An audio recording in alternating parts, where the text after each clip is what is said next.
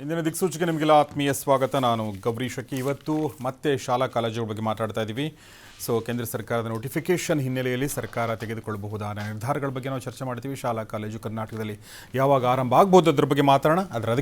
ಅದಕ್ಕೆ ನಾನು ಈಗಾಗಲೇ ಹೇಳಿರುವಾಗೆ ಇವತ್ತು ನಾವು ಮಾತಾಡ್ತಾ ಇರೋದು ಶಾಲಾ ಮತ್ತು ಕಾಲೇಜುಗಳ ಆರಂಭದ ಬಗ್ಗೆ. ಈ ಒಂದು ಚರ್ಚೆಯಲ್ಲಿ ಭಾಗವಹಿಸಲು ಯಾರೆಲ್ಲ ಬಂದಿದ್ದಾರೆ ಮತ್ತು ಯಾರೆಲ್ಲ ನಮ್ಮ ಜೊತೆಗೆ ಜಾಯ್ನ್ ಆಗಲಿದ್ದಾರೆ ಬನ್ನಿ ಒಂದ್ಸಲ ಗಮನಿಸೋಣ. ಮೊದಲನೇದಾಗಿ ಆಕ್ಸ್ಫರ್ಡ್ ಶಿಕ್ಷಣ ಸಂಸ್ಥೆಯಲ್ಲಿ ಪ್ರಾಧ್ಯಾಪಕರು, ಶಿಕ್ಷಣ ತಜ್ಞರು ಆಗಿರುವಂಥ ಡಾಕ್ಟರ್ ಸುಪ್ರೀತ್ ನಮ್ಮೊಂದಿಗಿದ್ದಾರೆ. ನಿಮಗೆ ಸ್ವಾಗತ ಸರ್ ಮತ್ತು ನಮಸ್ಕಾರ. ನಮಸ್ಕಾರ. ಇದ್ರ ಜೊತೆಗೆ ಪೋಷಕರಾಗಿರುವಂಥ ಸಪ್ನಾ ಅವರು ನಮ್ಮೊಂದಿಗಿದ್ದಾರೆ. ನಿಮಗೂ ಕೂಡ ಸ್ವಾಗತ ಸಪ್ನಾ ಅವರೇ. ಇದರೊಂದಿಗೆ ನಮ್ಮೊಂದಿಗೆ ಈ ಒಂದು ಕೊರೋನಾ ಟಾಸ್ಕ್ ಫೋರ್ಸ್ನ ತಾಂತ್ರಿಕ ಸಮಿತಿ ಸದಸ್ಯರಾಗಿರುವಂಥ ಡಾಕ್ಟರ್ ಗಿರಿಧರ್ ಬಾಬು ನಮ್ಮೊಂದಿಗೆ ಫೋನ್ ಮೂಲಕ ಜಾಯ್ನ್ ಆಗಲಿದ್ದಾರೆ. ಮತ್ತು ಖಾಸಗಿ ಶಾಲೆಗಳ ಒಕ್ಕೂಟದ ಪ್ರಧಾನ ಕಾರ್ಯದರ್ಶಿ ಆಗಿರುವಂಥ ಶಶಿಕುಮಾರ್ ಅವರು ಬ್ಯಾಕ್ ಪ್ಯಾಕ್ ಮೂಲಕ ನಮ್ಮೊಂದಿಗೆ ಜಾಯ್ನ್ ಆಗಿದ್ದಾರೆ. ಬನ್ನಿ ಅವ್ರನ್ನ ಸ್ವಾಗತಿಸೋಣ. ಇದ್ದಾರಾ ನಮ್ಮ ಜೊತೆಗೆ? ಎಸ್, ಶಶಿಕುಮಾರ್ ಅವರೇ ನಿಮಗೆ ಸ್ವಾಗತ ಮತ್ತು ನಮಸ್ಕಾರ. ನಮಸ್ಕಾರ. ನಮಸ್ಕಾರ. ಓಕೆ, ಇದರೊಂದಿಗೆ ಸುಜಲಾ ಶಿಕ್ಷಣ ಸಂಸ್ಥೆ ಹಾಸನ ಇದರ ಅಧ್ಯಕ್ಷರಾಗಿರುವಂಥ ಲೋಕೇಶ್ ಅವರು ಹಾಸನದಿಂದ ನಮ್ಮೊಂದಿಗೆ ಲೈವಲ್ಲಿದ್ದಾರೆ. ಬನ್ನಿ ಅವ್ರನ್ನೂ ಕೂಡ ಸ್ವಾಗತಿಸೋಣ. ಲೋಕೇಶ್ ಅವರೇ, ನಿಮಗೂ ಕೂಡ ಸ್ವಾಗತ. ಓಕೆ, ಬನ್ನಿ ಹಾಗಾದರೆ. ನಮಸ್ಕಾರ. ಎಸ್, ಬನ್ನಿ ಹಾಗಾದರೆ ಈ ಒಂದು ಚರ್ಚೆನ ಶುರು ಮಾಡೋಕ್ಕಿಂತ ಮುಂಚೆ ಕೇಂದ್ರ ಸರ್ಕಾರದ ಅಧಿಸೂಚನೆ, ರಾಜ್ಯ ಸರ್ಕಾರದ ಗೊಂದಲಗಳು, ಮೀಟಿಂಗ್ಗಳು, ಇದ್ರ ಬಗ್ಗೆ ಒಂದು ವರದಿ ನೋಡೋಣ. ಶಾಲಾ ಕಾಲೇಜು ಆರಂಭಕ್ಕೆ ಕೇಂದ್ರ ಸರ್ಕಾರ ಗ್ರೀನ್ ಸಿಗ್ನಲ್ ನೀಡಿದ ಬೆನ್ನಲ್ಲಿಯೇ ರಾಜ್ಯದಲ್ಲಿ ಬಿರುಸಿನ ಚಟುವಟಿಕೆಗಳು ಆರಂಭಗೊಂಡಿವೆ. ಆದರೆ ಸದ್ಯಕ್ಕೆ ಶಾಲಾ ಕಾಲೇಜುಗಳನ್ನು ಆರಂಭಿಸಬೇಕು ಬೇಡವೋ ಅನ್ನೋ ಗೊಂದಲದಲ್ಲಿ ಸರ್ಕಾರ ಸಿಲುಕಿದೆ. ಈ ಸಂಬಂಧ ಶಿಕ್ಷಣ ಇಲಾಖೆಯು ಆರೋಗ್ಯ ಇಲಾಖೆಯ ಮೊರೆ ಹೋಗಿದೆ. ಇಂದು ಆರೋಗ್ಯ ಸಚಿವ ಶ್ರೀರಾಮುಲು ತಜ್ಞರ ಜೊತೆಗೆ ಸಾಧಕ ಬಾಧಕಗಳ ಕುರಿತು ಚರ್ಚೆ ನಡೆಸಿದ್ದಾರೆ. ಆದರೆ ಅಕ್ಟೋಬರ್ನಲ್ಲಿ ಶಾಲಾ ಕಾಲೇಜು ಆರಂಭ ಸದ್ಯದ ಸೂಚನೆಗಳು ಗಮನಿಸ್ತಾ ಇದ್ದರೆ ಬಹುತೇಕ ಡೌಟ್.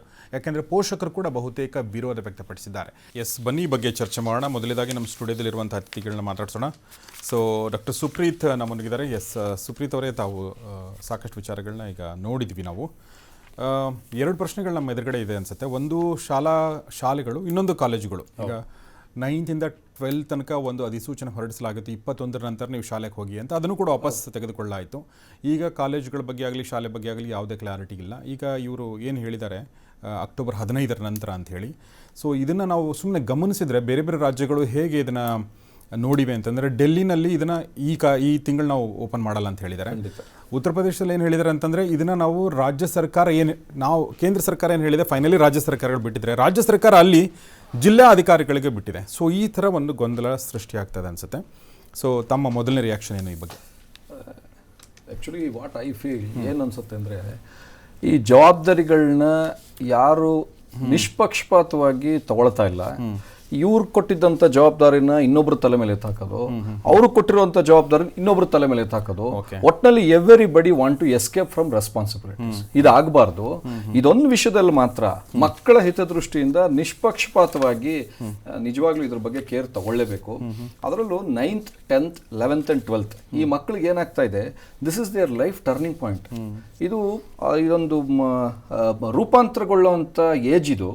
ಈ ಪರ್ಟಿಕ್ಯುಲರ್ ಪಾಯಿಂಟ್ ಆಫ್ ಟೈಮಲ್ಲಿ ಎಲ್ಲೋ ಒಂದು ಕಡೆ ಆ ಕ್ಯಾಲ್ಕುಲಸ್ ಸಬ್ಜೆಕ್ಟ್ಸ್ ಇರ್ಬೋದು, ಇಂಟಿಗ್ರಲ್ ಕ್ಯಾಲ್ಕುಲಸ್ ಇರ್ಬೋದು, chemistry subjects, practical subjects, at least ಆ ಪ್ರಾಕ್ಟಿಕಲ್ ಸಬ್ಜೆಕ್ಟ್ಸು ಇವತ್ತಿನ ದಿವಸ ಆ ಮಕ್ಕಳು ಸರಿಯಾಗಿ ಕಲೀಲಿಲ್ಲ ಅಂತಂದರೆ ನಾಳೆ ಅವರಿಂದ ಪ್ರೊಫೆಷ್ನಲಿಸಮ್ನ ನಾವು ಎಕ್ಸ್ಪೆಕ್ಟ್ ಮಾಡೋಕ್ಕಾಗೋದೇ ಇಲ್ಲ.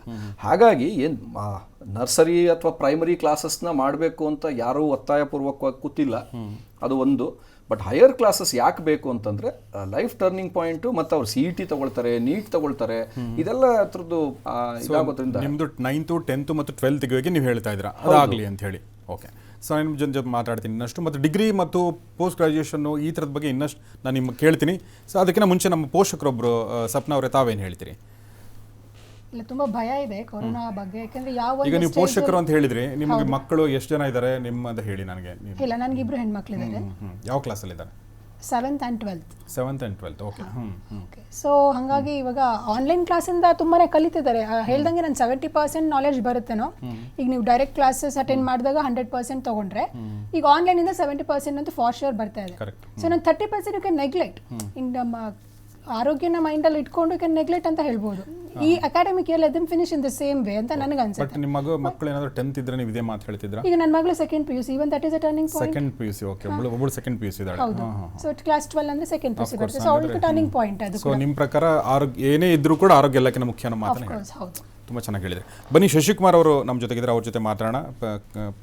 ಖಾಸಗಿ ಶಾಲೆಗಳು ಕೂಡ ಪ್ರಧಾನ ಕಾರ್ಯದರ್ಶಿ ಸರ್. ಈಗ ಸರ್ಕಾರ ಏನು ಈಗ ಕೇಂದ್ರ ಸರ್ಕಾರ ಎಲ್ಲ ಮಾರ್ಗಸೂಚಿಗಳನ್ನ ಕೊಟ್ಟು ಫೈನಲಿ ರಾಜ್ಯ ಸರ್ಕಾರಗಳು ನೀವೇ ನಿರ್ಧಾರ ಕೈಗೊಳ್ಳಿ ಅನ್ನೋ ಮಾತನ್ನು ಹೇಳಿದೆ. ಮತ್ತು ಕೆಲವೊಂದೆಲ್ಲ ಅವ್ರು ಹಾಕಿರೋ ಏನು ಹೇಳಿ ಷರತ್ತುಗಳು ನೋಡಿದರೆ ಶುರು ಮಾಡೋಕ್ಕೆ ಸಾಧ್ಯ ಇಲ್ಲ ಅನ್ನೋ ಥರ ಇದೆ. ಆ ಷರತ್ತುಗಳನ್ನೂ ಕೂಡ ಅವ್ರು ನಿಮಗೆ ಬಿಟ್ಟಿದ್ದಾರೆ ಮತ್ತು ಫೈನಲಿ. ಸೊ ಹೀಗಾಗಿ ಇದು ಕಂಪ್ಲೀಟಾಗಿ ರೆಸ್ಪಾನ್ಸಿಬಿಲಿಟಿನ you take care of it, you decide ಅನ್ನೋ ಥರ ಹೇಳಿದ್ದಾರೆ. ಅದು ಒಂದು ರೀತಿ ಸರಿ ಕೂಡ ಹೌದು, ಯಾಕೆಂದರೆ ಜಿಲ್ಲೆಗೂ ರಾಜ್ಯಕ್ಕೂ ಸ್ಥಿತಿಗತಿ ಬೇರೆ ಇರುತ್ತೆ. ಕೊರೋನಾ ಸ್ಥಿತಿ ಬೇರೆ ಬೇರೆ ಇದೆ, ಶಾಲೆಗಳ ಸ್ಥಿತಿ ಬೇರೆ ಬೇರೆ ಇದೆ. ಸೊ ತಾವೇನು ಹೇಳ್ತೀರಿ ಶಶಿಕುಮಾರ್ ಅವರೇ? ಖಂಡಿತವಾಗ್ಲೂ ಕೇಂದ್ರ ಸರ್ಕಾರ ಏನು ಒಂದು ತನ್ನ ಒಂದು ಅಭಿಪ್ರಾಯವನ್ನ ಇಡೀ ದೇಶಕ್ಕೆ ಅದನ್ನ ತಲುಪಿಸಿದೆ. ಆಯಾ ರಾಜ್ಯಗಳು ಅಲ್ಲಿರ್ತಕ್ಕಂಥ ಒಂದು ಸ್ಥಿತಿಗತಿ ಅವಲೋಕಿಸಿ ಅವರುಗಳು ನಿರ್ಧಾರ ತೆಗೆದುಕೊಂಡು ಶಾಲೆ ಕಾಲೇಜನ್ನ ಪ್ರಾರಂಭ ಮಾಡೋದ್ರ ಬಗ್ಗೆ ಚಿಂತನೆ ಮಾಡಬೇಕು. ಇಲ್ಲಿ ನಾವು ಮಾತನಾಡ್ತಾ ಇರ್ತಕ್ಕಂಥದ್ದು ಮತ್ತೊಮ್ಮೆ ಸ್ಪಷ್ಟಪಡಿಸ್ತೇನೆ, ಇದು ಕೇವಲ ಸದ್ಯಕ್ಕೆ 9 ರಿಂದ 12ನೇ ತರಗತಿ ತನಕ ಮಾತ್ರ. ಇಲ್ಲಿ ಯಾರು ಕೂಡ ರೆಗ್ಯುಲರ್ ಕ್ಲಾಸು ಸ್ವಾಭಾವಿಕವಾಗಿ ಏನು ಮೊದಲು ನಡೀತಾ ಇತ್ತು ಅದೇ ರೀತಿ ಅಲ್ಲ. ಪ್ರಪ್ರಥಮವಾಗಿ ಒಂದು ಪ್ರಯತ್ನದಲ್ಲಿ ಕೇವಲ ಒಂದು 2 ಗಂಟೆನೋ 3 ಗಂಟೆನೋ ಸಮಸ್ಯೆಗಳನ್ನ ಬಗೆಹರಿಸ್ಕೊಳೋದಕ್ಕೆ ಇದಕ್ಕೆ ಪೂರಕವಾಗಿ ಇರಬೇಕು ಅಂತ. ಅದಕ್ಕೆ ನಮ್ಮ ಒಪ್ಪಿಗೆ ಕೂಡ ಇದೆ, ನಾವು ಕೂಡ ಸಿದ್ಧ ಆಗಿದ್ವಿ. ಇಲ್ಲಿ ನಮಗೆ ಬರ್ತಾ ಇರೋ ಪ್ರಶ್ನೆ ಏನಪ್ಪಾ ಅಂದ್ರೆ, ಇದೇ ಶಿಕ್ಷಣ ಇಲಾಖೆ ತನ್ನ ಶಾಲೆಗಳಲ್ಲಿ ವಿದ್ಯಾಗಮ ಅನ್ನತಕ್ಕಂಥ ಕಾರ್ಯಯೋಜನೆ ಅಡಿಯಲ್ಲಿ 100 ಮಕ್ಕಳಿಗೆ ಶಾಲೆಗಳ ಒಳಗೆ ಕೂರಿಸ್ಕೊಂಡು 1 ಶಿಕ್ಷಕರೋ 2 ಶಿಕ್ಷಕರೋ 50-100 ಮಕ್ಕಳನ್ನ ಯಾವುದೇ SOP ಇಲ್ಲದೆ, ಅರ್ಥ ಮಾಡ್ಕೊಳ್ಳಿ, ಯಾವುದೇ ಸ್ಟ್ಯಾಂಡರ್ಡ್ ಆಪರೇಟಿಂಗ್ ಪ್ರೊಸೀಜರ್ ಇಲ್ಲದೆ, ಒಂದು ಥರ್ಮಾಮೀಟ್ರು ಇಲ್ಲದೆ, ಒಂದು ಟೆಂಪರೇಚರ್ ಚೆಕ್ ಮಾಡದೆ, ಒಂದು ಸ್ಯಾನಿಟೈಸೇಷನ್ ಮಾಡ್ದೇನೆ ಇವತ್ತು ತರಗತಿಗಳು ನಡೆಸ್ಕೊಂಡು ಒಂದು ಕಡೆ ಕೋವಿಡ್ ಹರಡೋದಕ್ಕೆ ಕಾರಣಭೂತರಾಗಿದ್ದಾರೆ. ಶಿಕ್ಷಕರು ಆ ಕೋವಿಡ್ ಇಂದ ನರಳ್ತಾ ಇದ್ದಾರೆ, ಸತ್ತಿದ್ದವರಿದ್ದಾರೆ, ಮಕ್ಕಳಿಗೆ ತಗಲಿದೆ ಸೋಂಕು. ನಾವಿಲ್ಲಿ ಪ್ರಶ್ನೆ ಬಂದಾಗ ನಾವು ಮಾಧ್ಯಮ ಆಗ್ಲಿ ಎಲ್ಲರೂ ಕೂಡ ಖಾಸಗಿ ಶಾಲೆಗಳು ಪ್ರಾರಂಭ ಆಗೋದ್ರ ಬಗ್ಗೆ ಮಾತ್ರ ಚಿಂತೆ ಮಾಡ್ತಾ ಇದ್ದೇವೆ. ಅಂದ್ರೆ ಈಗಾಗಲೇ ಸರ್ಕಾರ ಶುರು ಮಾಡಿಬಿಟ್ಟಿದೆ. ಇದನ್ನ ನೋಡಿಕೊಂಡು ಅನಾರೋಗ್ಯ, ಈಗ ಅಲ್ಲಿ ಪಾಲಕ ಪೋಷಕರು ಹೇಳ್ತಾ ಇದ್ರು, ನಾವು ಈಗಾಗಲೇ ಆನ್ಲೈನ್ ಇದೆ, ಆನ್ಲೈನ್ ಪ್ರಕಾರ ನಾವು ಮಾಡೋದ್ರಲ್ಲಿ ಯಾವುದೇ ಅಭ್ಯಂತರ ಇಲ್ಲ, ಹಿಂಗೆ ಮುಂದುವರಿಲಿ ಅಂತ. ನಾವು ಇಡೀ ರಾಜ್ಯದ ಉದ್ದಗಲಕ್ಕೂ ಇರತಕ್ಕಂಥ ಸ್ಥಿತಿಗತಿಯನ್ನ ಅವಲೋಕಿಸಿ ಎಷ್ಟು ಮಕ್ಕಳಿಗೆ ವಂಚನೆ ಆಗ್ತಾ ಇದೆ ಆನ್ಲೈನ್ ಶಿಕ್ಷಣ ಅನ್ನೋದ್ರ ಬಗ್ಗೆ ನಾವು ಚಿಂತೆ ಮಾಡ್ತಾ ಇಲ್ಲ. ಹಾಗಾಗಿ ಇಲ್ಲಿ ಎಲ್ಲೋ ಒಂದು ಕಡೆ ಸ್ಟೇಕ್ ಹೋಲ್ಡರ್ಸು, ನಮ್ಮ ಅಭಿಪ್ರಾಯಗಳು ಇರ್ತಕ್ಕಂಥ ರಾಜ್ಯದ ಉದ್ದಗಲಕ್ಕೂ ಇರ್ತಕ್ಕಂಥ ವಿಧವಾದ ಶಿಕ್ಷಣ ಸಂಸ್ಥೆಗಳು, ಅದು ಸ್ಟೇಟ್ ಬೋರ್ಡ್ ಇರ್ಬೋದು, CBSE ಇರ್ಬೋದು, ಏಡೆಡ್ ಸ್ಕೂಲ್ ಇರ್ಬೋದು, ICSE ಇರ್ಬೋದು, ಎಲ್ಲರೂ ಒಂದೇ ತರ ಇಲ್ಲ. ಇವರು ಎಲ್ಲರಿಗೂ ಮ್ಯಾಚ್ ಆಗೋ ರೀತಿಯಲ್ಲಿ ಸ್ಟ್ಯಾಂಡರ್ಡ್ ಆಪರೇಟಿಂಗ್ ಪ್ರೊಸೀಜರ್ನ ಅಧಿಕಾರಿ ಶಾಲೆಗಳು ಮಾಡಬೇಕು. ಇವತ್ತು ಅವ್ರು ನಿದ್ದೆ ಮಾಡ್ತಾ ಇದ್ದಾರೆ. ಇವತ್ತು ನಮ್ಮ ದುರ್ದೈವ ಏನಪ್ಪಾ ಅಂದ್ರೆ, ಮಂತ್ರಿಗಳು ಒಂದೊಂದು ದಿನ ಒಂದೊಂದು ಹೇಳಿಕೆ ಕೊಡ್ತಾರೆ, ಇನ್ನ ಅಧಿಕಾರಿಗಳು ಅಂದ್ರೆ ಅವರು ಇದ್ರ ಬಗ್ಗೆ ಕ್ಯಾರೆ ಅನ್ನಲ್ಲ.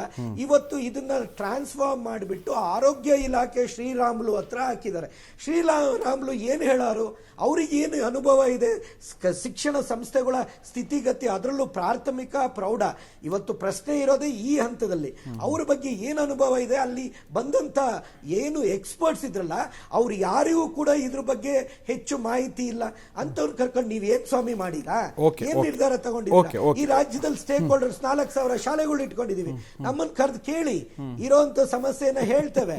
ನಮ್ಮ ಶಿಕ್ಷಕರು ಏನ್ ಪರಿಸ್ಥಿತಿಯಲ್ಲಿದ್ದಾರೆ, ಪಾಲಕ ಪೋಷಕರು ಏನ್ ಹೇಳ್ತಾ ಇದ್ದಾರೆ, ಇದು ಯಾವುದು ಕೂಡ ಓಪನ್ ಆಗಿ ಚರ್ಚೆ ಆಗ್ತಾ ಇಲ್ಲ. ಓಕೆ, ನೀವು ಸಮಸ್ಯೆಗಳನ್ನ ನೀವು ಬಿಚ್ಚಿಟ್ರಿ, ಆದರೆ ನೀವು ಕೂಡ ಪರಿಹಾರ ಸೂಚಿಸಿಲ್ಲ. ಪರಿಹಾರ ಕೇಳಕ್ಕೆ ನಾನು ಮತ್ತೆ ನಿಮ್ಮ ಹತ್ರ ಬರ್ತೀನಿ. ಇನ್ನೊಬ್ಬ ಅತಿಥಿ ನಮ್ಮೊಂದಿಗಿದ್ದಾರೆ, ಲೋಕೇಶ್. ನಾನು ಬರ್ತೀನಿ. I will come back to detail ಆಗಿ ಕೇಳೋಣ ಇನ್ನೊಂದ್ಸಲ ಅಂತ.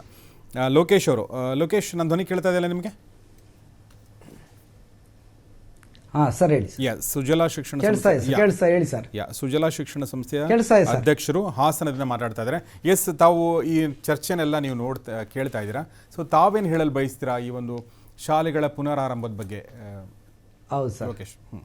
ಸರ್, ನಾನು ಏನು ಹೇಳಕ್ ಬಯಸ್ತೀನಿ ಅಂದರೆ, ಆಯ್ತು, ಈಗ ಅಕ್ಟೋಬರ್ನಲ್ಲಿ ಕರೋನಾ ಕೇಸಸ್ಗಳು ಜಾಸ್ತಿ ಇದೆ, ಅಕಸ್ಮಾತ್ ನವೆಂಬರ್ನಲ್ಲೂ ಜಾಸ್ತಿ ಆಯಿತು, 2020ನೇ ಇಸ್ವಿನೂ 21ನೇ ಇಸ್ವಿಲೂ ಜಾಸ್ತಿ ಆಯಿತು, ಇನ್ನೂ 5 ವರ್ಷಗಳ ಕಾಲ ಇದು ಜಾಸ್ತಿ ಆಯಿತು. ಇದು ಬರೀ ಇದನ್ನೇ ಪೋಸ್ಟ್ ಪೋನ್ ಮಾಡ್ಕೊಂಡು ನಾವು ಶಾಲಾ ಕಾಲೇಜು ಕ್ಲೋಸ್ ಮಾಡಿದ ತಕ್ಷಣವೇ ಕರೋನಾ ಇದಾಗುತ್ತೆ ಅನ್ನೋದಲ್ಲ. ಇದಕ್ಕೆ ಒಂದು ಪರಿಹಾರ, ಶಾಲಾ ಕಾಲೇಜನ್ನ ತೆರೀದೇ ಇರೋದು ಪರಿಹಾರ ಅಲ್ಲ. ಇದಕ್ಕೆ ನಾವು ಫಸ್ಟ್ ನಮ್ಮ ಸ್ಕೂಲು ಕಾಲೇಜುಗಳಲ್ಲಿ ಮಕ್ಕಳ ಸ್ಟ್ರೆಂತ್ನ ಫಸ್ಟ್ ನಾವು ಅವಾಯ್ಡ್ ಮಾಡ್ಕೋಬೇಕು. 2 ಭಾಗಗಳಾಗಿ ವಿಂಗಡಿಸಬೇಕು. ಒಂದು ಗ್ರಾಮಾಂತರ ಮಕ್ಕಳು ನಾವು ನೋಡಕ್ ಆಗ್ತಾ ಇಲ್ಲ. ಗ್ರಾಮಾಂತರ ಮಕ್ಕಳು ಇವತ್ತು ಆನ್ಲೈನ್ ಶಿಕ್ಷಣ ನಗರ ಇದರಲ್ಲಿ ನಮ್ಮ ಪೋಷಕರು ಇವತ್ತು ಲ್ಯಾಪ್ಟಾಪ್ಗಳನ್ನ ಹಾಕಿ ಕೂರಿಸಿ ಮಾಡ್ತಾ ಇದ್ದಾರೆ. ಇವತ್ತು ಗ್ರಾಮಾಂತರ ಭಾಗದಲ್ಲಿ ಎಷ್ಟು ಕಷ್ಟ ಆಗ್ತಾ ಇದೆ ಅಂದ್ರೆ ಅವ್ರಿಗೆ ಒಂದು ಮೊಬೈಲ್ ನ ತಕ್ಕೊಡೋ ಒಂದು ಸಾಮರ್ಥ್ಯತೆಯೂ ಅವರಿಲ್ಲ. ಹಾಗಾಗಿ ನೆಟ್ ಪ್ಯಾಕ್ ಹಾಕ್ಸೋ ಒಂದು ಸಾಮರ್ಥ್ಯತೆ ಇಲ್ಲ. ಅವ್ರಿಗೆ ಸಿಗ್ನಲ್ಸ್ ಗಳು ಸಿಗ್ತಾ ಇಲ್ಲ. ಇವತ್ತು ಅವ್ನ ಮಕ್ಕಳು 2 ಕೂಲಿ ಕಾರ್ಮಿಕರು, ಇವತ್ತು ತಂದೆ ತಾಯಿಗಳು ಇಬ್ರು ಕೂಲಿ ಕೆಲ್ಸಕ್ಕೆ ಹೋಗ್ತಾ ಇದ್ದಾರೆ, ಮಕ್ಕಳು ಕೂಡ ಕೂಲಿ ಕೆಲ್ಸಕ್ಕೆ ಕರ್ಕೊಂಡು ಹೋಗ್ತಾ ಇದ್ದಾರೆ. ಪರಿಸ್ಥಿತಿ ತುಂಬಾ ಹದಗೆಡ್ತಾ ಇದೆ. ಮಕ್ಕಳು ಮನೆ ಒಳಗೆ ಕೂತು ಮಾನಸಿಕವಾಗಿ ಕುಗ್ತಾ ಇದ್ದಾರೆ. ಒಂದ್ ಕಡೆ ನಮ್ಮ ಶಾಲಾ ಶಿಕ್ಷಕರು ಆತ್ಮಹತ್ಯೆಗೊಳಗಾಗ್ತಾ ಇದ್ದಾರೆ. ಇವೆಲ್ಲವನ್ನ ನಾವು 2 ಕಡೆ ವಿಚಾರಣೆ ಮಾಡಬೇಕು. ಇದು ವರ್ಷ ಜಾಸ್ತಿ ಆಗ್ತಾ ಇದ್ರೆ ಏನ್ ಮಾಡ್ತೀರಾ? ಬರೀ ಇದೊಂದೇ ಸಲಹೆ ಮಾಡ್ಕೊಂಡು ಸ್ಕೂಲ್ ಬೇಡ ಅಂತ ಒಂದೇ ಅಲ್ಲ. ಇವತ್ತು ಸ್ಕೂಲನ್ನ ಇವತ್ತು ಒಬ್ಬ ಆಟೋ ಡ್ರೈವರ್ ಇಂದ ಹಿಡಿದು ಒಬ್ಬ ವ್ಯಾನ್ ಡ್ರೈವರ್ ಇಂದ ಹಿಡಿದು 3-3.5 ಲಕ್ಷ ಇವತ್ತು ಎಷ್ಟೋ ಹೆಣ್ಮಕ್ಳು ವಿವಾಹ ವಿಚ್ಛೇದನ ಪಡೆದಿರ್ತಕ್ಕಂಥ ಹೆಣ್ಮಕ್ಳು ಶಿಕ್ಷಕರಿಯಾಗಿ ಇವತ್ತು 10-15 ಸಾವಿರ ರೂಪಾಯಿಗೆ ಕೆಲಸವನ್ನು ಮಾಡ್ತಾ ಇದ್ದಾರೆ. ಎಲ್ಲರೂ ಕೂಡ ಮನೇಲಿ ಕೂತಿದ್ದಾರೆ. ಎಲ್ಲ ನಿರುದ್ಯೋಗ ಸಮಸ್ಯೆ ಜಾಸ್ತಿ ಆಗ್ತಾ ಇದೆ. ಹೊಟ್ಟೆಗೆ ಊಟ ಇಲ್ದಲೆ ಸಂಖ್ಯೆ ಜಾಸ್ತಿ ಆಗುತ್ತೆ ಇನ್ನು ಮುಂದೆ. ಕರೋನಾ ಅನ್ನೋದು ಒಂದು ವಿಚಾರ ನಿಜ. ನಾವು ಅದಕ್ಕೆ ಒಂದು ಪರಿಹಾರ ಕಂಡಿಡ್ಕೊಳ್ಳೋಣ, ಒಂದು ಮಾರ್ಗಸೂಚಿಯನ್ನು ಕಂಡಿಡ್ಕೊಳ್ಳೋಣ. ನಮ್ಮ ಅರ್ಥವ್ಯವಸ್ಥೆ ಕುಸಿತಾ ಇದೆ, ಶಿಕ್ಷಣ ವ್ಯವಸ್ಥೆ ಪಾತಾಳ ಕುಸಿತಿದೆ. ಇವತ್ತು ನಮ್ಮ PUC ವಿದ್ಯಾರ್ಥಿಗಳು, ನೀವು ಹೇಳ್ತಾ ಇದ್ರಿ ಆನ್ಲೈನ್, ನಾನು ಕೂಡ ಒಬ್ಬ ಆನ್ಲೈನ್ ನಲ್ಲಿ ಪಾಠ ಮಾಡ್ತಾ ಇರ್ತಕ್ಕಂಥ ವ್ಯಕ್ತಿನೇ. ನಾನು ಪ್ರತಿದಿನ ದ್ವಿತೀಯ PUC ವಿದ್ಯಾರ್ಥಿಗಳಿಗೆ ನಾನೊಬ್ಬ ಮ್ಯಾಥಮೆಟಿಕ್ಸ್ ಲೆಕ್ಚರ್ ಆಗಿ ನಾನು ಪಾಠ ಮಾಡ್ತಾ ಇದ್ದೇನೆ. ಆದ್ರೆ ನಾನು ಪಾರ್ಟಿಸಿಪೆಂಟ್ಸ್ ಗಳನ್ನ ನೋಡಿದಾಗ 150 ಜನದಲ್ಲಿ ಕೇವಲ 40-50 ಪಾರ್ಟಿಸಿಪೆಂಟ್ಸ್ ಮಕ್ಕಳು ಬರ್ತಾ ಇದ್ದಾರೆ. ಇನ್ನು ಉಳಿದ ವಿದ್ಯಾರ್ಥಿಗಳು ವಿಡಿಯೋನ ಮ್ಯೂಟ್ ಮಾಡಿಕೊಂಡು ಪಬ್ಜಿ ಗೇಮು ಬೇರೆ ಇದು ನೋಡ್ತಾ ಇದ್ದಾರೆ. ಅದ್ರ ಬಗ್ಗೆ ಯಾರು ಕಾಳಜಿ ವಹಿಸ್ತಾ ಇಲ್ಲ. ಮಾನಸಿಕವಾಗಿ ಕುಗ್ಗೋಗ್ತಾ ಇದೆ. ದಯವಿಟ್ಟು ಚರ್ಚೆ ಮಾಡಿ, ಆರೋಗ್ಯವಾಗಿ ಎಲ್ಲರೂ ಚರ್ಚೆ ಮಾಡಿ ನಿಮ್ ಜೊತೆ ಈಗ ಇಲ್ಲಿ ಸ್ಥೂಲವಾಗಿ 2-3 ಪಾಯಿಂಟ್ಗಳು ಕಾಣಿಸ್ತಾ ಇದೆ ನನಗೆ. ಸೊ ಮೊದಲನೇದಾಗಿ ನೀವು ಹೇಳಿದ್ರು 9th 11th ಮತ್ತು 12th ಬಗ್ಗೆ ಗಮನ ಹರಿಸಬೇಕು, ಬೇರೆದ್ರ ಬಗ್ಗೆ ನಾವು ಯೋಚನೆ ಮಾಡ್ಬೋದು ಆಮೇಲೆ ಅನ್ನೋದ್ರ ಮಾತನ್ನು ಹೇಳಿದ್ರಿ. ನಮ್ಮ ರಘು ಅವರು ತುಂಬ ಇಂಪಾರ್ಟೆಂಟ್ ಪಾಯಿಂಟ್ ಏನು ಹೇಳಿದ್ರೆ ಅಂದರೆ ಸ್ಟೇಕ್ ಹೋಲ್ಡರ್ಸ್ ಬಗ್ಗೆ ಚರ್ಚೆ ಮಾಡ್ತಾ ಇಲ್ಲ, ಎಲ್ಲರನ್ನೂ ಕರೆದು ಚರ್ಚೆ ಮಾಡಬೇಕು. ಈಗ ಇವರು ತಮ್ಮ ಒಕ್ಕೂಟದ ಬಗ್ಗೆ ಹೇಳ್ತಾ ಇದ್ರು. ಲೋಕೇಶ್ ಒಂದು ಪಾಯಿಂಟ್ ಏನು ಹೇಳಿದ್ರು ಅಂತಂದರೆ ಇದು ಹೀಗೆ ಮುಂದುವರೆದ್ರೆ ಏನು ಅನ್ನೋದು ಮಾತನ್ನು ಹೇಳಿದರು. ಇದೇ ಸಂದರ್ಭದಲ್ಲಿ ನಾನು ಮೊನ್ನೆ ಒಬ್ಬರು RTE ಆಕ್ಟಿವಿಸ್ಟ್ ಬಂದಾಗ ಒಂದು ಪಾಯಿಂಟ್ ಅನ್ನು ಹೇಳಿದ್ರು, ಅದನ್ನ ನಿಮ್ಮ ಗಮನಕ್ಕೆ ತರಕ್ಕೆ ಇಷ್ಟಪಡ್ತೀನಿ. ಯಾಕಂದ್ರೆ ತುಂಬಾ ಒಳ್ಳೆ ಪಾಯಿಂಟ್ ಅದು ನನಗೆ ಈಗಲೂ ನೆನಪಲ್ಲಿ ಉಳ್ಕೊಂಡಿದೆ. ಬಹುಶಃ ನಮ್ಮ ಲೋಕೇಶ್ ಹೇಳಿರೋದು ಇವ್ರು ಹೇಳಿರೋದು ಕೂಡ ಅದಕ್ಕೆ ಸೂಟ್ ಆಗುತ್ತೆ ಅನ್ಸುತ್ತೆ. ಅವ್ರೇನು ಹೇಳಿದ್ರು ಅಂದರೆ, ಸ್ಕೂಲ್ ಯಾಕೆ ಶುರು ಮಾಡಬೇಕು ಅಂತಂದರೆ, ಬಹಳಷ್ಟು ಗ್ರಾಮೀಣ ಪ್ರದೇಶಗಳಲ್ಲಿ ಸ್ಕೂಲ್ಗೆ ಮಕ್ಕಳು ಬರೋದು ಕೇವಲ ವಿದ್ಯಾಭ್ಯಾಸಕ್ಕಲ್ಲ, ಅವರು ತಿಂಡಿಗೋಸ್ಕರ, ಊಟಕ್ಕೋಸ್ಕರ ಕೂಡ ಬರ್ತಾರೆ. ಹೆಣ್ಮಕ್ಳು ಶೌಚಾಲಯ ವ್ಯವಸ್ಥೆ ಇದೆ ಅಂತ ಅನ್ನೋ ದೃಷ್ಟಿಯಿಂದ ಬರ್ತಾರೆ. ಸೊ ಈ ಥರದ ಅಂದರೆ ಇದನ್ನು ಕೇವಲ ಅನುಭವ ಇರೋ ವ್ಯಕ್ತಿ ಮಾತ್ರ ಹೇಳಕ್ ಸಾಧ್ಯ ಅಲ್ವಾ? ಇದನ್ನ ನೋಡಿದಂಥ ವ್ಯಕ್ತಿ ಮಾತ್ರ ಹೇಳಕ್ ಸಾಧ್ಯ. ನಾವಿಲ್ಲಿ ಕೂತ್ಕೊಂಡು ಸ್ಟುಡಿಯೋದಲ್ಲಿ ಇದನ್ನ ಗೆಸ್ ಮಾಡಕ್ ಸಾಧ್ಯನೇ ಇಲ್ಲ. ನೋಡಿದ್ದೀವಿ. ಇನ್ನೂ ಒಂದು ಮುಖ ನೀವು ನೋಡಬೇಕು. ಈಗ ಎಷ್ಟೋ ಗ್ರಾಮಾಂತರ ಪ್ರದೇಶಗಳಲ್ಲಿ ಶಾಲೆ ಕಾಲೇಜುಗಳು ಶುರು ಆಗದೆ ಇರೋದ್ರಿಂದ ಸ್ವಲ್ಪ ಅವರೆಲ್ಲ ದೊಡ್ಡ ವಯಸ್ಕರಾದ್ರಿಂದ ಏನ್ ಮಾಡ್ತಾರೆ, ಕೆಲವು ಮದುವೆ ಮಾಡ್ತಾ ಇದ್ದಾರೆ, ಆಮೇಲೆ ಬಾಲ್ಯ ವಿವಾಹ ಆಗ್ತಾ ಇದೆ. ಅದು ಯಾರಿಗೂ ಕೂಡ ಗೊತ್ತೇ ಆಗ್ತಾ ಇಲ್ಲ. ಇದ್ರ ಮಧ್ಯೆ ಕೆಲವು ಗಂಡ್ಮಕ್ಳು, ಈಗ 10th ಸ್ಟ್ಯಾಂಡರ್ಡ್ ಮುಗಿಸಿರುವಂತ ಗಂಡ್ಮಕ್ಳೆಲ್ಲ ಕೂಲಿ ಕಾರ್ಮಿಕರ ಕೆಲಸಕ್ಕೆ ಹೋಗ್ತಾ ಇದ್ದಾರೆ. ಎಲ್ಲೋ ಒಂದ್ ಕಡೆ ಕೆಲಸ ಮಾಡ್ಲಿಕ್ಕೆ ಶುರು ಮಾಡಿದ ಕೂಡಲೇ ಅವರಿಗೆ ಅದ್ರದ್ದು ಏನು ಓದೋಂತ ಮನಸ್ಥಿತಿ ಮತ್ತು ಮನೋಭಾವ ಎಲ್ಲೋ ಒಂದ್ ಕಡೆ ಹೊರಟೋಗ್ಬಿಟ್ರೆ ಮತ್ತೆ ಅವ್ರನ್ನ ಎಳ್ಕೊಂಬಂದು ಶಾಲೆಗೆ ಅಥವಾ ಕಾಲೇಜಿಗೆ ಕೂಡಿಸ್ಲಿಕ್ಕೆ ಆಗಲ್ಲ ಸರ್. ಆಮೇಲೆ ಈಗ ನಮ್ಮ ಶಶಿಕುಮಾರ್ ಸರ್ ಹೇಳ್ದಂಗೆ ಈಗೇನ್ ಎಜುಕೇಶನ್ ಎಕ್ಸ್ಪರ್ಟ್ಸ್ ಅಂತ ಏನ್ ಪ್ಯಾನಲ್ ಕಮಿಟಿ ಎಲ್ಲ ಇಟ್ಕೊಂಡಿದ್ದಾರಲ್ಲ, ದಯವಿಟ್ಟು ಶಿಕ್ಷಣ ಕ್ಷೇತ್ರದಲ್ಲಿ ನುರಿತು ದಿನ ಬೆಳಗಾದ್ರೆ ಬೆಳಗ್ಗೆ ಸಾಯಂಕಾಲ ರಾತ್ರಿ ಅದರಲ್ಲೇ ಕೆಲಸ ಮಾಡ್ತಾ ಇರ್ತಕ್ಕಂಥವ್ರು, ಅದರಲ್ಲಿ ಏನು ಇನ್ವಾಲ್ವ್ ಆಗಿರುವಂಥವ್ರನ್ನ ದಯವಿಟ್ಟು ಎಜುಕೇಶನ್ ಎಕ್ಸ್ಪರ್ಟ್ಸ್ ಆಗಿ ತಗೊಂಡ್ರೆ ಬಹಳ ಒಳ್ಳೇದು. ಶಿಕ್ಷಣದ ವ್ಯವಸ್ಥೆ ಏನು ಪ್ರಾಪರ್ ವ್ಯವಸ್ಥೆನಲ್ಲಿ ಇಲ್ದಿದ್ದವರು ಕೂಡ ಅಲ್ಲಿ ಎಕ್ಸ್ಪರ್ಟ್ಸ್ ಆದ್ರೆ ಇನ್ ಏನ್ ಸಜೆಷನ್ ತಾನೇ ಕೊಟ್ಟಾರು? ದಟ್ ಈಸ್ ಅಗೇನ್ ಯಾರಿದ್ದಾರೆ ನಿಮ್ಮ ಪ್ರಕಾರ? ಅಲ್ಲ, ನಾವು ನಿಮ್ಮ ಮಾಧ್ಯಮದ ಮುಖಾಂತರ ಹೆಸರು ಹೇಳಕ್ಕಾಗಲ್ಲ. ಯಾರು ಇರ್ಬೇಕಾಗಿತ್ತು ಹೇಳಿ ಸುಪ್ರೀತ್ ಅವರೇ, ಈಗ ನಾನು ಇತ್ತೀಚೆಗೆ ನಿರಂಜನ ಆರಾಧ್ಯ ಅವರು ಒಂದು 3 ಪೇಜಿನ ಲೆಟರ್ ಬರೆದಿದ್ದಾರೆ. ಇವತ್ತು ಶಿಕ್ಷಣ ತಜ್ಞರು ಅವ್ರ ಬಗ್ಗೆ ಅಪಾರವಾದ ಗೌರವ ಇತ್ತು. ಅವ್ರು ಕೊಟ್ಟಿರುವಂತ ಸಲಹೆಯನ್ನ ನಾವು ನೋಡಿದಾಗ ಎಲ್ಲೂ ಕೂಡ ನಾವು ಅದನ್ನ ಇನ್ನೊಂದು 5 ವರ್ಷ ಆದ್ರೂ ಇಂಪ್ಲಿಮೆಂಟ್ ಮಾಡಕ್ಕಾಗಲ್ಲ. 100% ಅಂತ ಒಂದು ಪರಿಸ್ಥಿತಿಗೆ ಇವರುಗಳು ಅಭಿಪ್ರಾಯಗಳನ್ನ ವ್ಯಕ್ತಪಡಿಸ್ತಾರೆ ಅಂದಾಗ ಯಾರು ಶಿಕ್ಷಣ ತಜ್ಞರು ಅಂತ ನಾವು ಸ್ವೀಕಾರ ಮಾಡ್ಬೇಕು ಸರ್ಕಾರ? ಓಕೆ ಓಕೆ ಓಕೆ ಏನ್ ಹೇಳಿದಾರೆ ಅವ್ರು, ಅದನ್ನ ಹೇಳಿ ಒಂದು ಸಂಕ್ಷಿಪ್ತವಾಗಿ. ನೀವು ಏನು ವಿರೋಧ ಮಾಡುವಂಥದ್ದಿದೆ? ಈಗ ಒಂದು 2-3 ಉದಾಹರಣೆ ಹೇಳ್ತೀನಿ. ಈ ಕರೋನಾ ಪರಿಸ್ಥಿತಿಯಲ್ಲಿ ಶಾಲೆಗಳನ್ನ ಪ್ರಾರಂಭ ಮಾಡಿ ಕೇವಲ ಒಂದು 2 ಗಂಟೆ 3 ಗಂಟೆ ಇರ್ತಕ್ಕಂಥ ಸಮಸ್ಯೆಗಳನ್ನ ಬಗೆಹರಿಸ್ಕೊಳೋದಕ್ಕೆ ನಾವು ಚಿಂತನೆ ಮಾಡ್ಬೇಕಾರೆ, ಎಸ್, ಊಟ ಉಪಚಾರದ ಜೊತೆಗೆ ಹಾಲು ಕೊಡಿ, ಬಿಸಿನೀರು ಕೊಡಿ, ಅದನ್ನ ಮಾಡಿ ಇದನ್ನ ಮಾಡಿ. ನೋಡಿ ಏನಾಗುತ್ತೆ ಅಂದ್ರೆ, ಫಸ್ಟ್ ಬೇಸಿಕ್ ಇವತ್ತು ಸರ್ಕಾರಕ್ಕೆ ಇದೇ ಶಿಕ್ಷಣ ತಜ್ಞರು ಅಂದ್ಕೊಂಡವರು ಇವತ್ತು ಸರ್ಕಾರಗಳು ಶಾಲೆಗಳಲ್ಲಿ ಪಾಠ ಪ್ರವಚನ ಮಾಡಿಕೊಂಡು ಕೋವಿಡ್ಗೆ ಪಾತ್ರರಾಗ್ತಾ ಇದಾರಲ್ಲ, ಅದ್ರ ಬಗ್ಗೆ ಧ್ವನಿ ಎತ್ತಿಲ್ಲ. ನಮಗೂ ಅದೇ ನೋವಿದೆ. ಇವತ್ತು ಮಕ್ಕಳಿಗೆ ಅನ್ಯಾಯ ಆಗ್ತಾ ಇದೆ, ಕೂಲಿ ಕಾರ್ಮಿಕರಾಗಿ ಹೋಗ್ತಾ ಇದ್ದಾರೆ, ಶಾಲೆ ಪ್ರಾರಂಭ ಮಾಡಬೇಕು ಅನ್ನತಕ್ಕಂಥದ್ದು ನಮ್ಮ ಅಭಿಪ್ರಾಯ ಕೂಡ ಇದೆ. ಆದರೆ ಅದಕ್ಕೆ ಬೇಕಾಗಿರೋ ಸ್ಟ್ಯಾಂಡರ್ಡ್ ಆಪರೇಟಿಂಗ್ ಪ್ರೊಸೀಜರ್ ಅಲ್ಲಿ ಇವತ್ತವರೆಗೂ ಸರ್ಕಾರ ಶಾಲೆಗಳು ಪ್ರಾರಂಭ ಮಾಡಿದೆಯಲ್ಲ, ಒಂದು ಥರ್ಮಾಮೀಟರ್ ಇಟ್ಟಿದ್ದೀರಾ ಸ್ವಾಮಿ? ಒಂದೇ ಒಂದು ಸ್ಯಾನಿಟೈಸರ್ ಲಿಕ್ವಿಡ್ ಇಟ್ಕೊಂಡಿದ್ದೀರಾ? ಮಕ್ಕಳಿಗೆ ಸೋಪ್ ಸೊಲ್ಯೂಷನ್ ಇಟ್ಕೊಂಡಿದ್ದೀರಾ? ನೀವು ಮಾಸ್ಕ್ ಕೊಟ್ಟಿದ್ದೀರಾ? ಏನು ಇಲ್ಲದೆ ನೀವು ಅದನ್ನ ಮಾಡಿದಾಗ ಅದನ್ನ ಬಗ್ಗೆ ಮಾತಾಡ್ತಲ್ಲ. ಅಲ್ಲಿ ಮಕ್ಕಳ ಹಕ್ಕು ಬರಲ್ಲ, ಅಲ್ಲಿ ಮಕ್ಕಳಿಗೆ ಅನ್ಯಾಯ ಆಗೋದ್ರ ಬಗ್ಗೆ ಧ್ವನಿ ಯಾವನೂ ಎತ್ತಲ್ಲ. ಇಲ್ಲಿ ಪುಕ್ಕಟ್ಟೆ ಪ್ರಚಾರ ತಗೊಳೋದಿಕ್ಕೆ ಅವರೊಂದು 2-3 ಪೇಜ್ ಲೆಟರ್ ಬರೆದು ಬಿಟ್ರೆ ಅದೇ ದೊಡ್ಡ ಪ್ರಾಕ್ಟಿಕಲ್ ಡಿಫಿಕಲ್ಟೀಸ್ ಕೇಳಿ ನಮ್ಮ ಹತ್ರ ಬನ್ನಿ, ನಾವು ಹೇಳ್ಕೊಡ್ತೇವೆ. ಇವತ್ತಿನ ದಿನ ನೀವು ಹೇಳ್ತಕ್ಕಂಥದ್ದು ಪ್ರಾಕ್ಟಿಕಲಿಟಿ ಇದ್ರೆ ನಾವು ಸ್ವಾಗತ ಮಾಡ್ತೇವೆ.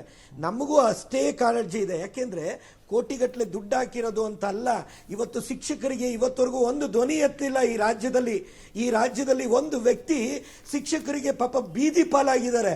ಅವರಿಗೆ ಒಂದು ಗೌರವ ಧನ ಮಾನ್ಯ ಮುಖ್ಯಮಂತ್ರಿಗಳು ಒಪ್ಪಿದ್ರು ಕೂಡ ಕೊಡಲಿಲ್ಲ. ಅದ್ರ ಬಗ್ಗೆ ಯಾರು ಧ್ವನಿ ಎತ್ತುತ್ತಾ ಇಲ್ಲ.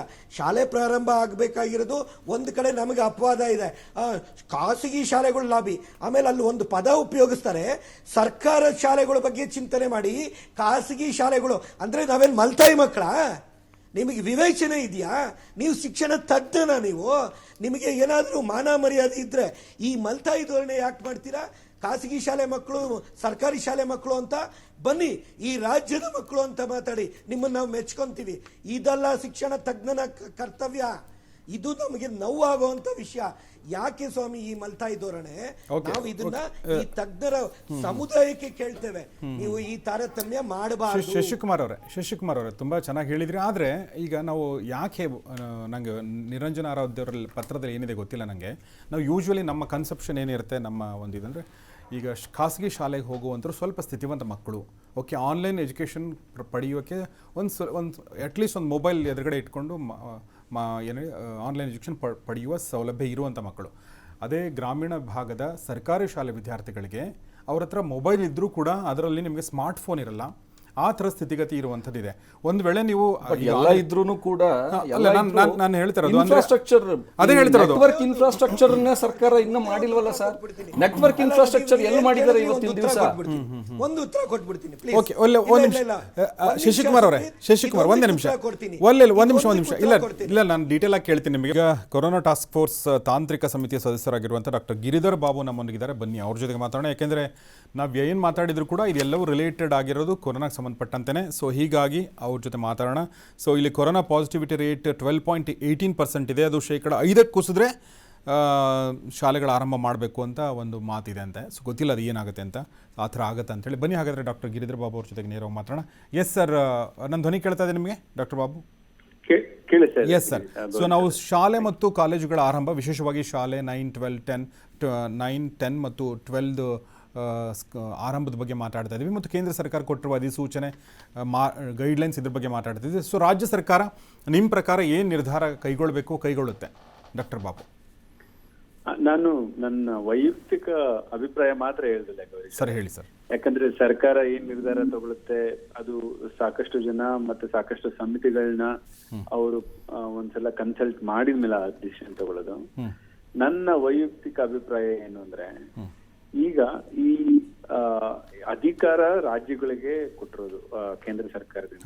ನೀವು ನಿಮ್ಮ ರಾಜ್ಯದಲ್ಲಿ ಹೇಗೆ ಪ್ರಸ್ತುತ ಇದೆ ಪರಿಸ್ಥಿತಿ ಅದನ್ನ ನೋಡ್ಕೊಂಡು ಮಾಡಿ.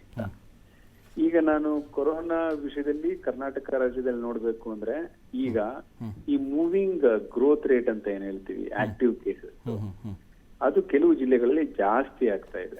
ಚಾಮರಾಜನಗರ, ಚಿಕ್ಕಬಳ್ಳಾಪುರ, ಕೊಡಗು, ದಕ್ಷಿಣ ಕನ್ನಡ, ವಿಜಯಪುರ, ಕೋಲಾರ ಈ ಜಿಲ್ಲೆಗಳಲ್ಲಿ ಒಂದು ತಿಂಗಳಲ್ಲಿ ಆಕ್ಟಿವ್ ಕೇಸಸ್ ಪ್ರಮಾಣ ಜಾಸ್ತಿ ಆಗ್ತಾ ಇದೆ. ಹಾಗೆ ಡೆತ್ ಪ್ರಮಾಣ ಕೂಡ ಕೆಲವು ಜಿಲ್ಲೆಗಳಲ್ಲಿ ಜಾಸ್ತಿ ಆಗ್ತಾ ಇದೆ. ಇಂಥ ಪರಿಸ್ಥಿತಿನಲ್ಲಿ ಕೇಸಸ್ ಜಾಸ್ತಿ ಆಗ್ತಿರೋ ಟೈಮ್ನಲ್ಲಿ ಶಾಲೆಗಳನ್ನ ಓಪನ್ ಮಾಡಿದ್ರೆ, ಕಾಲೇಜ್ ಓಪನ್ ಮಾಡಿದ್ರೆ 3 ಪ್ರಾಬ್ಲಮ್ ಆಗ್ಬೋದು. ಒಂದು, ಆ ಶಾಲೆಗಳಿಂದ ಹೋಗ್ ಬರುವಂತ ಮಕ್ಕಳು ಕಾಂಟ್ರಾಕ್ಟ್ ಮಾಡಿ ಮನೇಲಿರುವಂತ ವಯಸ್ಸಾದವ್ರಿಗೆ ಅಥವಾ ಕೋಮಾರ್ಬಿಡಿಟಿ ಇರೋರಿಗೆ ಅದು ಸ್ಪ್ರೆಡ್ ಆಗ್ಬೋದು. 2, 1/3 ಏನಿದೆ ನಮ್ಮ ಇಂಡಿಯಾದಲ್ಲಿ ಚಿಲ್ಡ್ರನ್ ಅವರು ಮಾಲ್ ನರಿಶ್ಡ್, ಅಂಡರ್ ನರಿಶ್ ಇದ್ದವ್ರಿಗೆ ಇಮ್ಯುನಿಟಿ ಕಮ್ಮಿ ಇರುತ್ತೆ, ಅವ್ರಿಗೆ ಕೂಡ ಪ್ರಾಬ್ಲಮ್ ಜಾಸ್ತಿ ಆಗ್ಬೋದು. 3ನೇದು ಮುಖ್ಯವಾಗಿ ಏನಂದ್ರೆ, ಈಗ ಹಾಸ್ಪಿಟಲ್ ಎಲ್ಲಿ ಬೆಡ್ ಇರಲ್ವೋ ಅಂತಹ ಜಿಲ್ಲೆಗಳಲ್ಲಿ ಈ ಪ್ರಮಾಣ ಜಾಸ್ತಿ ಆದ ಕೂಡಲೇ ಇನ್ನಷ್ಟು ನಾವು ಹೆಲ್ತ್ ಸಿಸ್ಟಮ್ ಮೇಲೆ ಓವರ್ ಬರ್ಡನ್ ಮಾಡಬಹುದು. ಇವೆಲ್ಲ ನಾವು ಈ ವಾಸ್ತವ ಸ್ಥಿತಿ ನೋಡಿದ್ರೆ ಈಗಲೇ ಶಾಲೆ ಮತ್ತು ಕಾಲೇಜುಗಳನ್ನ ಓಪನ್ ಮಾಡ್ಲಿಕ್ಕೆ ಕಷ್ಟ ಆಗ್ಬೋದು, ಇದು ನನ್ನ ಅಭಿಪ್ರಾಯ. ಆದ್ರೆ ಸರ್ಕಾರ ಇವೆಲ್ಲ ಪರಿಗಣನೆ ತಗೊಂಡು ನಂತರ ಅವ್ರೇನ್ ನಿರ್ಧಾರ ಮಾಡ್ತಾರೆ ನೋಡ್ಬೇಕು.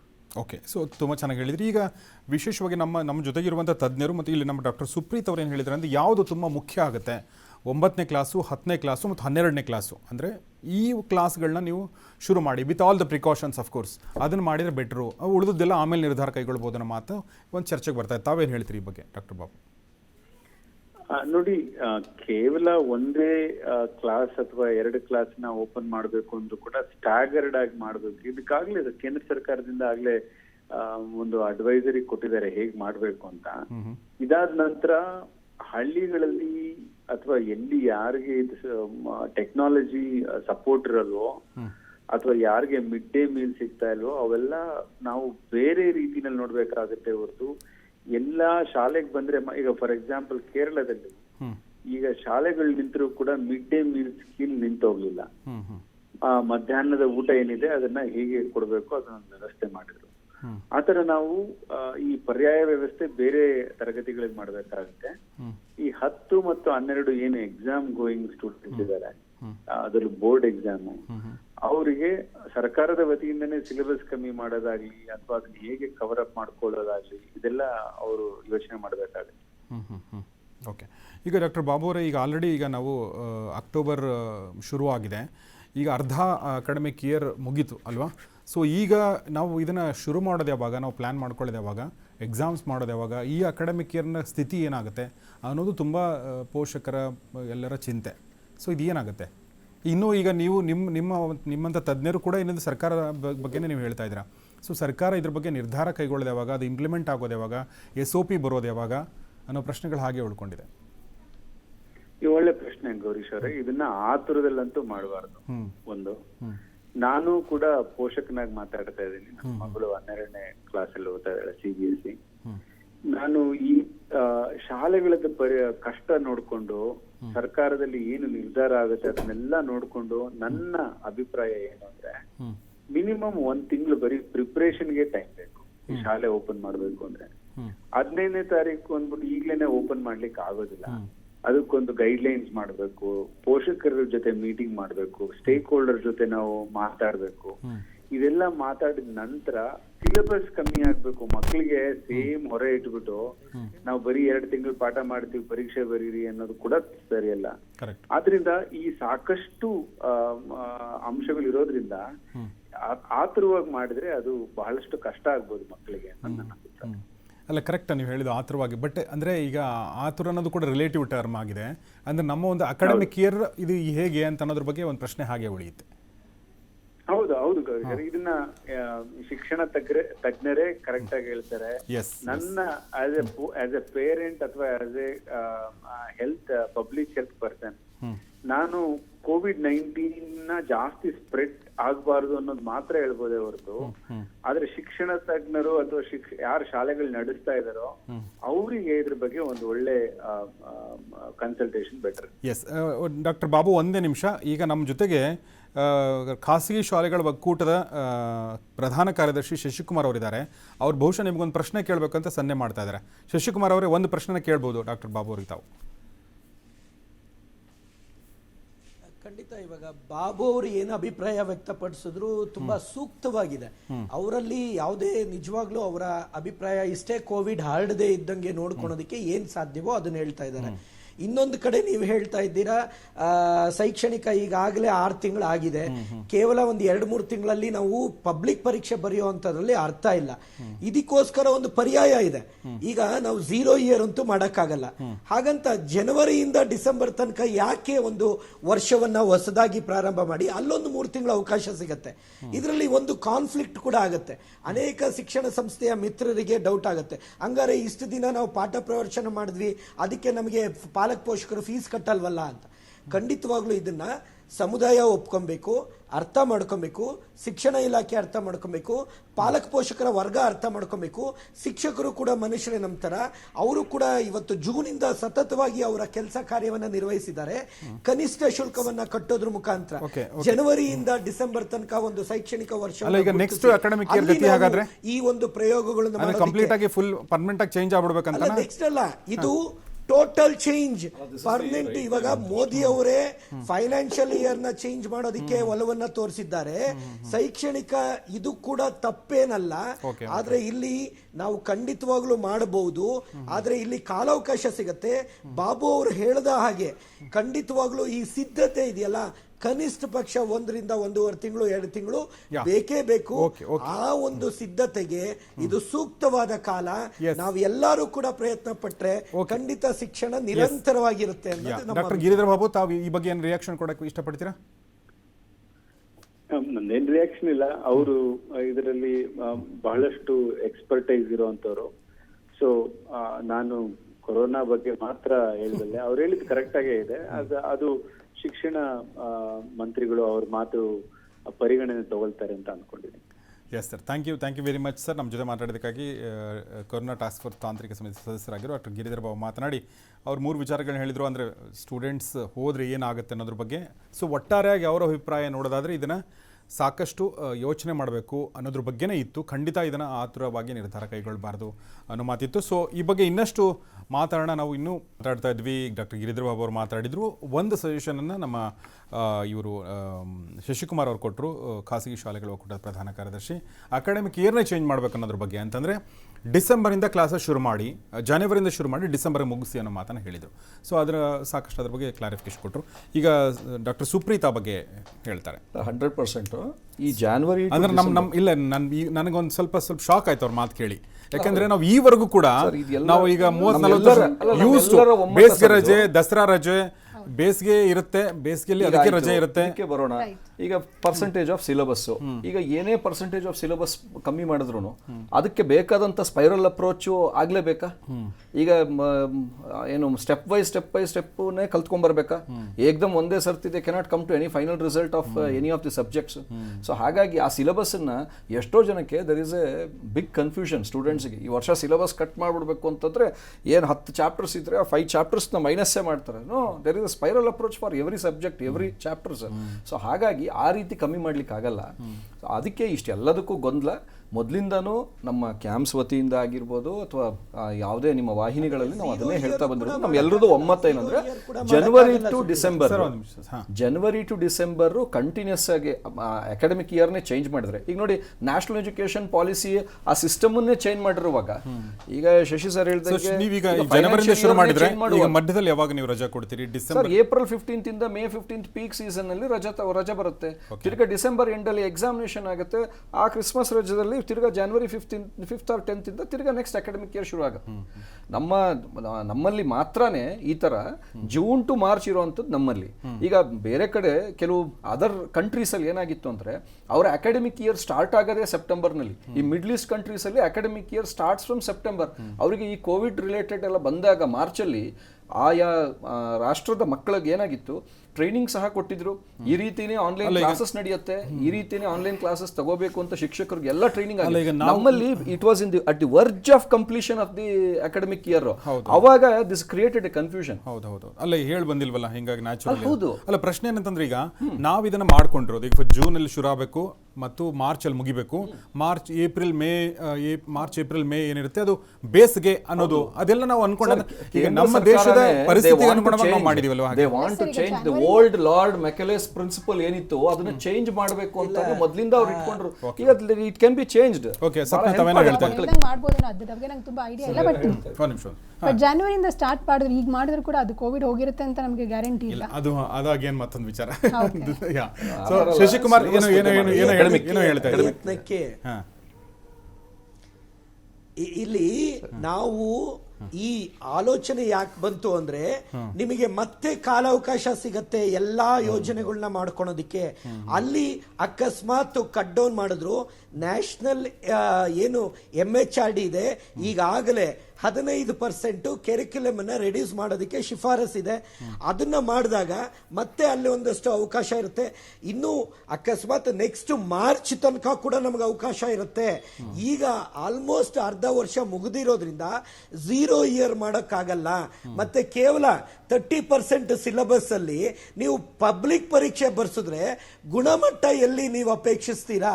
ಈ ಎಲ್ಲಾ ಪ್ರಶ್ನೆಗಳು ಇಟ್ಕೊಂಡಾಗ ನೆಕ್ಸ್ಟ್ ಬಿ ಪ್ಲಾನ್ ಇರೋದೇ ಅಕಾಡೆಮಿಕ್ ಕ್ಯಾಲೆಂಡರ್ ಆಫ್ ಇವೆಂಟ್ ನ ಬದಲಾಯಿಸಿದ್ರೆ ನಮಗೆ sufficient time for planning and execution ಸಿಗತ್ತೆ. ಅಷ್ಟೊತ್ತಿಗೆ ಪುಣ್ಯಕ್ಕೆ ನಮಗೆ ವ್ಯಾಕ್ಸಿನ್ ಬಂದು ಅದಕ್ಕೂ ಒಂದು ಉತ್ತರ ಸಿಗ್ಬೋದು. ಇವೆಲ್ಲವನ್ನ ನಿರೀಕ್ಷಿಸ್ತಾ ಇದ್ದೀವಿ. ಮುಂದೆ ಚಾನ್ಸ್ ಇಲ್ಲಿಲ್ಲ, ಅಲ್ಲಿ ಇರುತ್ತೆ ಅನ್ನತಕ್ಕಂಥದ್ದೇ ಒಟ್ಟಾರೆ ಅಭಿಪ್ರಾಯ. ಈಗ ಲೋಕೇಶ್ ಅವ್ರು ಏನ್ ಹೇಳ್ತಾರೆ ಕೇಳೋಣ ಈ ಬಗ್ಗೆ. ಲೋಕೇಶ್, ತಾವೇನ್ ಹೇಳ್ತೀರಿ? ಈ ಒಂದು ಹೊಸ ಒಂದು ಒಪಿನಿಯನ್ ಬರ್ತಾ ಇದೆ ಈ ಬಗ್ಗೆ. ಸರ್, ನನ್ನ ಸಲಹೆ ಏನಂತಂದ್ರೆ ಈ ವರ್ಷದ ವಿದ್ಯಾರ್ಥಿಗಳ ಭವಿಷ್ಯ ಒಂದು, ಈಗ ದ್ವಿತೀಯ PUC ವಿದ್ಯಾರ್ಥಿಗಳು ಏನ್ ಮಾಡಬೇಕು, ಮತ್ತೆ ಜೊತೆಗೆ ನನ್ನ ಒಂದು ಸಲಹೆ 9 ರಿಂದ 12 ಏನು ಇವ್ರು ಮಾಡಬೇಕು ಅಂತ ಹೊರಟಿದ್ದಾರೆ ಅದನ್ನ ಒಂದು ಆ ಕಾಲೇಜ್ಗಳಿಗೆ ಒಂದು ಕಮಿಟಿ ಮಾಡಿಕೊಂಡು ಆ ಒಂದು ಆರೋಗ್ಯಾಧಿಕಾರಿಗಳನ್ನೆಲ್ಲ ಮೀಟ್ ಮಾಡಿಕೊಂಡು ಆ ಕಾಲೇಜಿಗೆ ಭೇಟಿ ಕೊಟ್ಟು ಆ ಕಾಲೇಜಿನ ಸ್ಟ್ರೆಂತ್ ಎಷ್ಟು, ಅಲ್ಲಿ ಲೆಕ್ಚರ್ಸ್ಗಳು ಎಷ್ಟು ಜನ ಇದ್ದಾರೆ, ಮತ್ತು ಆ ರೂಮ್ಗಳು ಆಗ್ತದ ಅನ್ನೋದನ್ನು ಯೋಚನೆ ಮಾಡಿಕೊಂಡು ಒಂದು ಪಾಳಿ ಪದ್ಧತಿಯಲ್ಲಿ ಒಂದು ದಿನಕ್ಕೆ ಒಂದು 3 ಗಂಟೆ 4 ಗಂಟೆ ದೂರ ಕೂರಿಸಿ ವಿದ್ಯಾರ್ಥಿಗಳನ್ನ ಅದನ್ನ ಎಲ್ಲವೂ CC ಕ್ಯಾಮ್ರಾದಲ್ಲಿ ಇರ್ತದೆ. ಈಗ ಎಲ್ಲ ವೈದ್ಯಾಧಿಕಾರಿಗಳು ಎಲ್ಲ ಭೇಟಿ ನೀಡಿ ಏನ್ ಮಾಡ್ಬೋದು ಅಂತ ಒಂದು ಪ್ರಯೋಗವನ್ನ ಮಾಡ್ಬೋದು 1 ತಿಂಗಳು.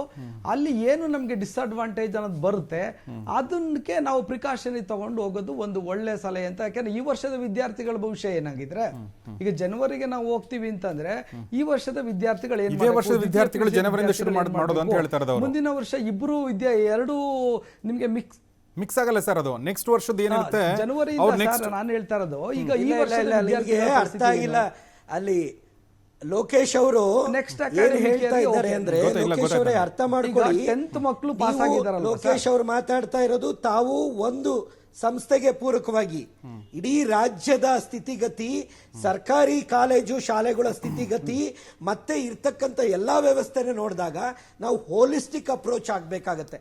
ನಾವು ಯಾವುದೋ ಒಂದು ಕಾಲೇಜಲ್ಲಿ ಇರ್ತಕ್ಕಂಥ ಸ್ಪೇಸೋ, ಒಂದು ಕಾಲೇಜಲ್ಲಿ ಇರ್ತಕ್ಕಂಥ ಇನ್ಫ್ರಾಸ್ಟ್ರಕ್ಚರೋ, ಒಂದು ಕಾಲೇಜಲ್ಲಿರೋ ರಿಸೋರ್ಸೋ ಇಟ್ಕೊಂಡು SOPನಾಗ್ಲಿ ಅಥವಾ ಶೈಕ್ಷಣಿಕ ವ್ಯವಸ್ಥೆನಾಗ್ಲಿ ತೀರ್ಮಾನ ಮಾಡೋಕ್ಕಾಗಲ್ಲ. ಹಾಗಾಗಿ ಸಾರ್ವತ್ರಿಕವಾಗಿ ಯೋಚನೆ ಮಾಡಿದಾಗ ಎಲ್ಲೋ ಒಂದು ಕಡೆ ಮತ್ತೆ CET ಒಂದು ಮೆಡಿಕಲ್, ಈಗ ಇಂಜಿನಿಯರಿಂಗ್ ಮತ್ತೆ ಮೆಡಿಕಲ್ಗೆ ವಿದ್ಯಾರ್ಥಿಗಳನ್ನ ಇಂಟೇಕ್ ನಾವು ಎಷ್ಟು ಬೇಕು ಅಂತ ಈಗ 2 ವರ್ಷ ವಿದ್ಯಾರ್ಥಿಗಳಲ್ಲಿ ಒಟ್ಟಿಗೆ ಶೇಖರಣೆ ಆಗ್ತಾರೆ. ಅವಾಗ ನಮ್ಮ ಸಮಸ್ಯೆ ಇಲ್ಲ 2 ವರ್ಷದ ಆಗಲ್ಲ. ಓಕೆ, ಏನೋ ತಾವು ಹೇಳ್ತಾರೆ ಸುಪ್ರೀತ್.